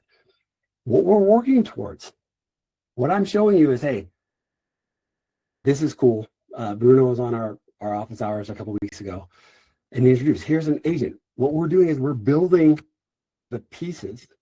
We're showing how a Spring AI-based agent can capture some information from where it needs and use it against a model.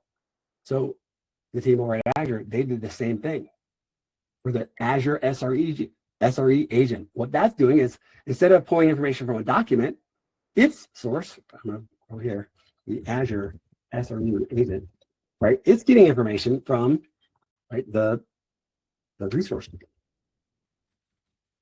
right? The cloud region, right? The Azure SQL DB.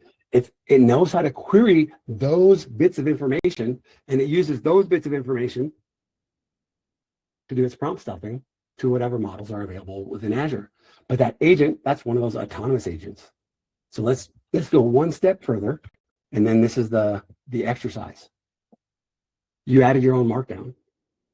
You can experiment with different chunk sizes, and you can see how those chunk sizes are going to determine how big this box is. How big is the thing that gets passed when you're doing your prompt stuffing? Okay, you can make that change by changing the chunk sizes. But the other thing is, I want you, we already did that. I want you to go down here, and I put an exercise here. I want you to see how we can do this in real time. It doesn't have to be on startup. Actually, I'm just going to do it. I think I have an answer over here. I don't have to do this. We did this on startup. So when we started up our application, it was pulling in information when we started. So, oh, I see there's one in the class path. And if you did pull the document in, it's one in the class path.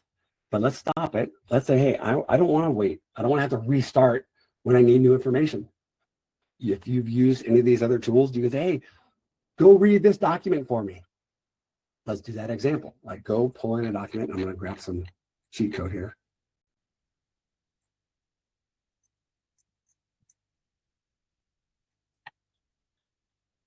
I'm going to add a method into my ingestion service. Right here, I'm pulling documents from my class path. But now I'm going to add one more method. Is, hey, I want to pull documents from a URL. So it's going to ingest that URL. So in real time, I don't have to do it at startup. In real time, I can say, hey, I want to go and pull in information. So it won't be stored. It'll be stored in the vector database so I can reuse it, but it's not doing it at startup. I can do it in real time. So I can keep track of all the information that I'm parsing. So I've added this ingest URL. Now I'm going to go over here to my controller, and I'm going to pull that in. And I'm going to do it fast.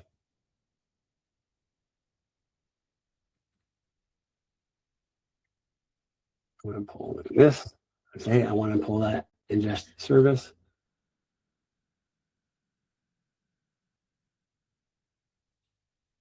Why isn't it doing? I want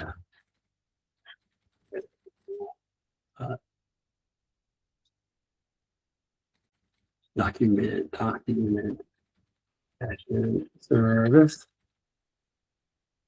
ingestion service done. So now I've got my constructor pulling in that new implementation of the document ingestion service. And now I'm going to go add my method. I'll say, hey, the group. We'll put this here.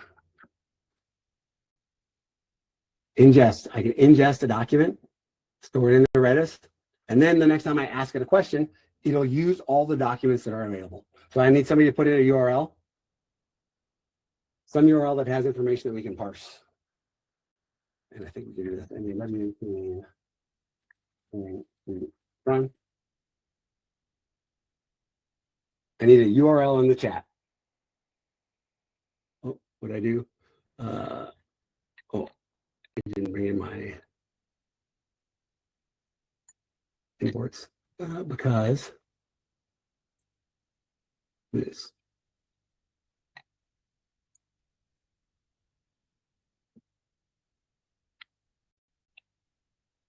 do this stuff, automatic. There we go. Done. Okay. Try that again. Uh-oh. Cannot find symbol. Oh, there we go. Fixed. I need a URL. There are 26 people still. I need a URL, and we're going to go and parse. We're going to use our same Tika parser that we pulled in. Here we go. Yep, Spring AI reference docs. Boom. We'll see. Now what we're going to do is we're going to go over here, and we're going to say HTTP 80, 82, ingest, right? That's what I did. So we're going to call this, oops, cancel. We're going to call this endpoint our ingest endpoint. It's a post. How do I do the post in HTTP? Exactly. I have a local in Sydney.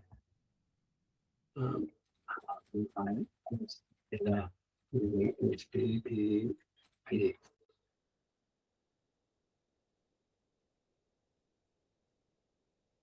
Oh, it's post. Post, ingest, and the URL equals this. Let's see if that works. So we sent that request. 3 chunks stored in Redis. So here on our output, it says, hey, we're ingesting this URL. It's stored 3 chunks. And we have it. I can go over here and I can look. And now we've pulled that data in. Here's my Redis insights. One of those. I don't see it. He pulled it in. Well, let's see. Let's see. Let's ask. That one. This one. Now let's do the same thing. HTTP 8082. Ask question equals what is latest version of AI.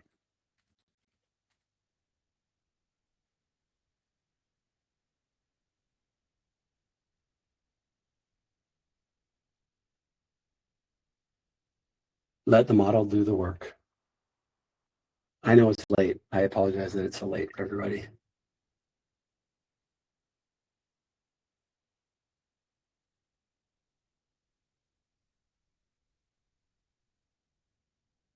Again, I'm running this on a 7-year-old Microsoft Surface that has 8 gigs of memory. So this example, like, hey, yeah, it's at a regular speed, right? It's not as fast as the Anthropics, but doing this same thing on a newer computer, like on this M4 or an NVIDIA 5090, the responses are just as fast. But I wanted to do this at this pace. I wanted to make sure that it was accessible to everybody.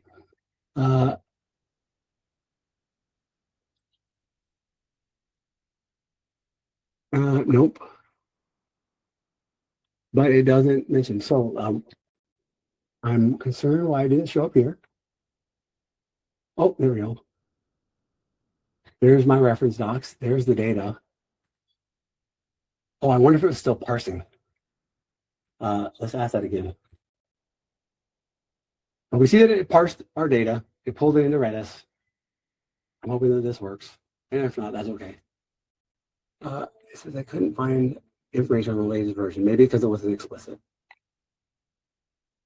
But we see that it parsed. Oh, maybe that doc.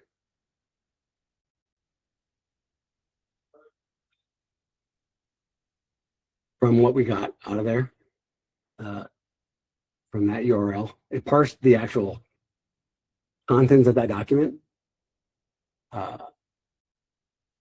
I'm going to ask it this, like, hey,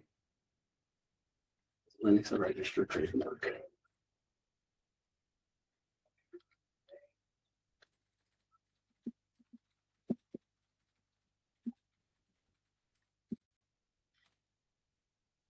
Please hold.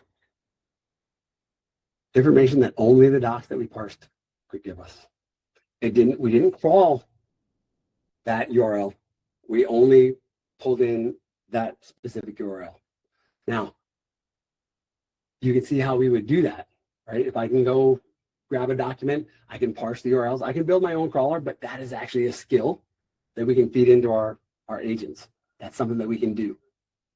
Hopefully I can get this response, but we're going to move on real quick. We're at the time, but I feel like I want to do more. So I'm going to do a quick intro into like what would be next after I get this response. I'm going to do a quick intro into what would be next. Because next is Embabel. The problems that we saw with all these responses, right? There's a lot of text here, but that's hard to parse, right? If you're doing Spring, why do you want to be parsing text? That's what a lot of the other frameworks do, but Spring allows you to provide structured output. So you can say, I want my output in this format. If I ask for movies, I can say, hey, give me the title of the year, the publisher. If you ask for a book, I can do the author of the year, the topic. You can do those things, and you can have it structured in a way. So I can't find information on whether Linux is a registered trademark, so it didn't really do it the way we wanted. But this is the pieces. This is how we're going to build things. I'm going to move quick to this lab 3. I know we don't have time. But the idea is, actually, I'm going to jump over here. I'm going to show you the project. And I'm going to talk about it.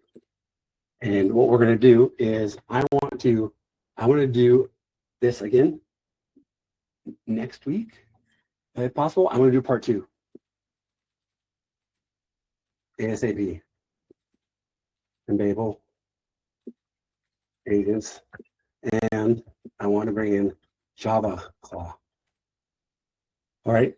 So the idea in Embabel is this, and it was created by Rod Johnson, who also created the Spring framework. And what is cool about this, what I want you to understand about this quickly, is all of these responses, right, that were text parsing. A lot of the other frameworks out there, they expect you to parse this output. They expect you to put a template on how you want the format in, and you're supposed to parse that template on the way out. What Embabel does, because it's built on top of Spring, what Embabel does, it allows you to build your agent with inputs and outputs.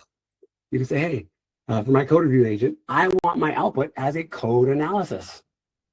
So the result, what comes out of this method, oh, I got to make it a project real quick. So I can index it. I want, oh, come on. I want the response to be a code analysis that has a summary, it has issues that are open, it has suggestions, it has a quality score. That's the code analysis. But I'm always going to get it. So whenever I have a code analysis, I can do other things. This is how we get consistency, how we're developing some of that determinism, right? Because I could ask the same question 500 times, I'm not going to get the same answer, right? That's the non-deterministic results. That's the default for these LLMs. And the more we modify these values, these temperature values, these root values, the more we modify those, the more creative it can get. They can get even more wild. So we have the ability to tune them. We can make them a little bit more deterministic so we get the same generic answers more often. But wouldn't it be better to be able to get the exact format, the exact type of structured output that you want? So when you're asking for a review report, you get an actual review report. This is still indexing. You get an actual review report that has a title, a body, and a verdict. This is one of the things, this is where we're going to get to next. So we're going to come back. Hopefully, I will be invited back because I'd like to do a part 2. on this agent work. So what we're going to do is we're going to take all the stuff that we did, and we're going to realize like, hey, all of those verbose, blah, blah, blah answers, I don't want those. I want exactly the type of output that I'm looking for, because with that structured output, then I can move to this goal-oriented action planning. I can put a lot of these actions in place. And with all those actions, I have my inputs. Hey, I've got a code review request and my outputs, a code analysis. And I can start to chain these things together. If I've got an action that takes a code analysis input and gives a review report output, then I can do that. And using this goal-oriented action planning, it'll find the best approach. And you can add those actions dynamically. My kids are outside. They're getting a little anxious. I don't know if you heard that. So I apologize that we didn't get through this. Again, I know it's a lot, but what I hope everybody learned is we don't have to be experimenting on the cloud. You can run these models locally. If you want it to go a little bit faster than it did in Docker, you can run Ollama natively on your Mac or Windows or your Linux machine. You can run it. You can have those models running, and they can stay loaded. Like if you've got your favorite models, if you've got enough memory, you can load 3 different models. You can have them kept in memory. But you have this abstraction. You are able to switch between these different models easily, and you can get similar results. So in order to switch between those models, I'm going to go back to our lab one. To switch between a different model, for me, because I'm using Ollama, if I want to switch between Llama 3.2 and Lava, that's all I need to do. I'm using the other model, and I can use that flexibility to determine which model is best for my use case. I hope we got at least that. I hope you also understood how we don't have to trust and just use the information that's in the model.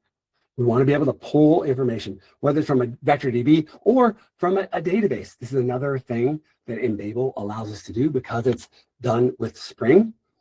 Every time I wanted to, I'm going to go back here. Every time I want to pull in code, I could pull in a GitHub repo. I could use the API to go and pull in code from GitHub to do my analysis, to get its issues, etc.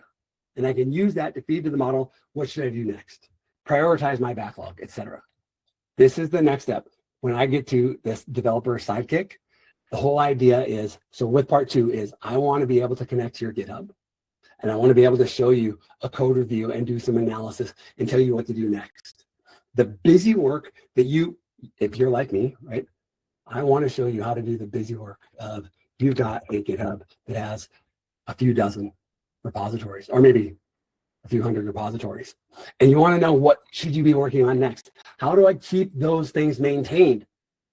Because this is where I'm at. If I'm trying to put you in the bucket on the other side of the gap, this is what I want to give you. I want to give you the ability to take care of all that busy work, the stuff that nobody's going to go through 291 repositories to clean up things. But if you had an agent running on your laptop, then maybe you could. So thank you for your time. And I know it's 2 hours, and I know that was late, but please, I would love to be invited back for part 2, where we're going to go into finishing up Embabel, and we're going to develop a sidekick that can actually run. And I'm actually going to pimp this out here. Java Claw, which is another new project we're going to look at. So you can just have these things running in the background, doing your maintenance, doing the busy work, so that you can keep going. Thank you. And I'm not going to just run away. I'm going to take questions. If you got questions, I know I tried to go fast.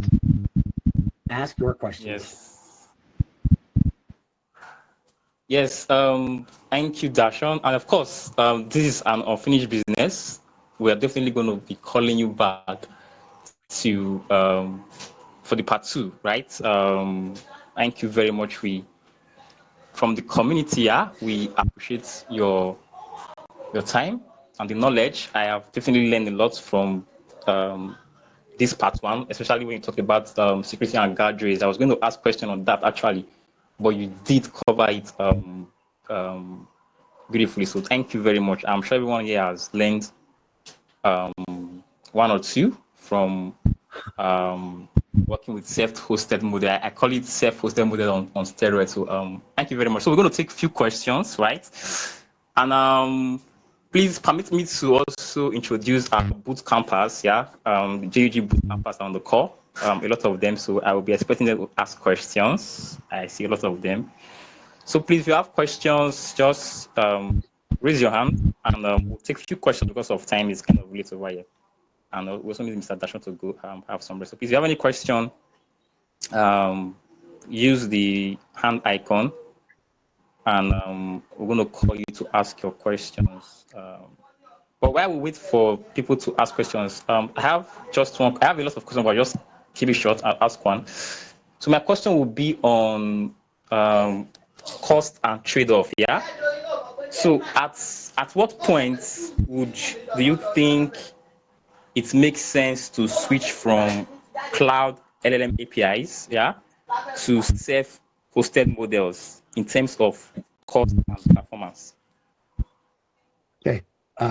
I don't have money.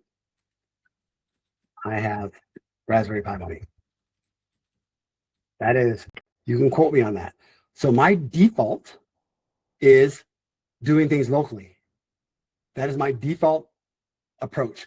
Now, all like the Claude codes and the Copilots, there are alternatives to that as well that I can run locally. And in fact, the Claude CLI has recently added the ability for you to run the Claude agent.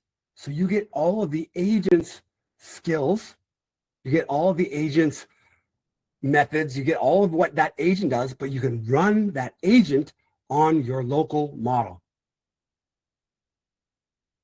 This is a big deal. So I'm gonna share my screen again. I just kind of want to show you like exactly what I'm doing. So I'm sharing my screen. Hopefully you can see our stuff. I'm gonna pull up. I run open work, and I run open code. Please hold. I'm going to put open code up there. I run these things. These are the applications that are just connected. I think we can see it here. It's connected. This one is connected to Juice, to my Qwen 3 Coder Next. That's a big model. I've got an M4, but I am starting locally because when I could afford this computer, I went and spent that money on a computer, and now I bought this in November 2024, but I haven't paid any more for tokens. I don't have to go out to Claude. I get these fancy models, and the models that are available in Ollama, they are improving just as fast. So just like every other, Claude gets Sonnet, we also know that there's depending on, your comfort, there are tons of models like DeepSeek, right? DeepSeek is amazingly powerful. And if you've got the right compute, if you can do this locally, you can run DeepSeek. So these models they might be behind on a couple of instances or a couple of benchmarks, but they're powerful. And I don't notice a difference. The difference being the answers aren't that different. The differences are in the response time, right? Even though I have a what I think is a nice Mac, but it's not worth it. It's not worth the difference. I don't want to spend $100 to use somebody else's computer. I don't do it in the cloud, and I'm not going to do it here either. So my default, and I'm maybe outside of the norm, but my default is I do everything locally first.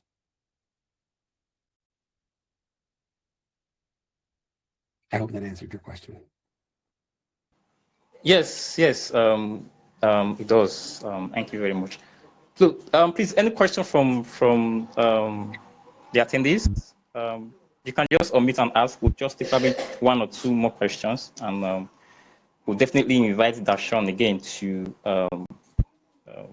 come talk about the part 2 of self-hosted AI agents. If you have questions, you could unmute and ask. I know this was a well thought out section. So let's ask question. It could be from the section itself, or probably personal questions you want to ask DaShaun based on his experience, please let's do that fast before we call it. Don't leave hungry, right? Don't leave hungry. If you got a question about anything, don't leave hungry. Ask your questions. Ask the question, anything. But while you think of your question, I'll add the other reason I do things locally is because unless you're enterprise and you're paying for your own private model, everything that you send to those models, they're keeping track. They use all the questions that you ask, all the information that you feed, all the stuff that you put in your prompt. They are collecting that information. That's part of how they're training the models. And the other reason I like to do that, have things running locally, is I don't want my information tracked, right? There's enough of my information being tracked and brokered in the world. I don't need to add any more now that I've got these new tools. So that's the other reason I like to run things locally. And there's tons of interfaces. I pointed to, I have Open Web UI running locally. It has on a different machine. It's got a bunch of different models connected to it. But I showed you the open work. I can connect to a bunch of different models locally. So these interfaces are cool, but they also have the CLI interfaces that I like to use. But I am trying to get to the point where I'm doing as much of the busy work in the background as possible. I don't want to spend my days doing busy work or, learning coding tricks. I want to spend my time on getting things into production. So let me draw another picture. Kind of my goal is I want you, let's just call it your laptop. I want you on your laptop or in your environment, I want you to have a bucket. Do it this way.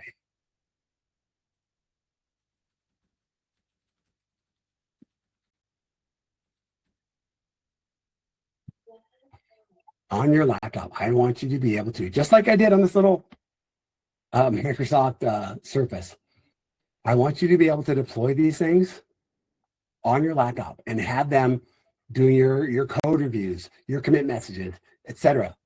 Making sure you're doing your best work, but making sure you're able to focus on the more important things, not code reviews or issues or backlogs.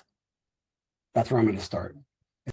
This is what I'm trying to get you to, is you've got agents that are doing work autonomously in the background. That's the whole point of this workshop. And that's the goal. And that's what I'm trying to get you to. And I'm combining, right? We have these other things like the A2A, the agents that I write with Spring. I could also reach out to Spring AI to talk to a Claude CLI or Copilot CLI, right? I can talk to these things and I can coordinate work between multiple agents.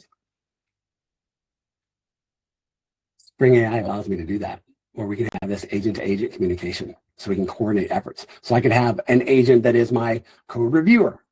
I can have an agent that is my code committer. I can have an agent that is my project manager. All doing these things and communicating on whatever I needed to communicate on.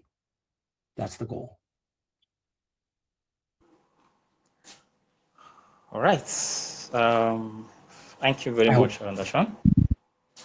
Yes. Thank you for the feedback. I hope this was valuable. And if it wasn't, also let me know. It was. And I want to believe everyone picked one or two things that on as they keep learning about Spring AI and self-hosted agents. All right, guys. Yes. We're going to share DaShaun. So for those that are joining us new, if you check the chat, we've pasted the link to our community, so join our community, so you can use those links to join the WhatsApp, follow us on Twitter and LinkedIn. And for those that want to reach out to DaShaun, we will be sharing his info on the WhatsApp group here. So you can probably ask like a follow-up question. DaShaun is, like I said, is very down to earth. You can see the passion, right? Left for him, he wants to keep going, yeah. But because of the time and all this kind of stuff, he has to just break it into 2 sections. So you can reach out to him and then ask follow-up questions, yeah. As you see fit. All right. Thank you, DaShaun. We appreciate you, right? What you do for the community. We do appreciate you. We don't take it for granted. And yeah, we'll be seeing you very, very soon. I can assure you that. All right, JUG guys. We'll meet again. Bye from the community. Bye, everyone. Have a lovely night. Thank you, everybody. Take care. Bye.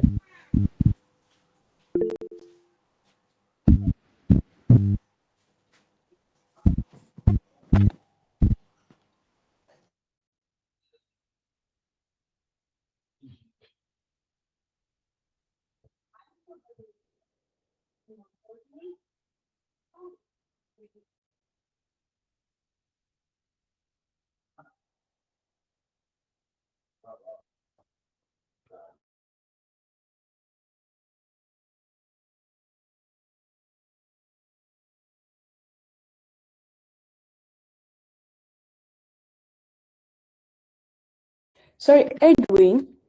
Good evening.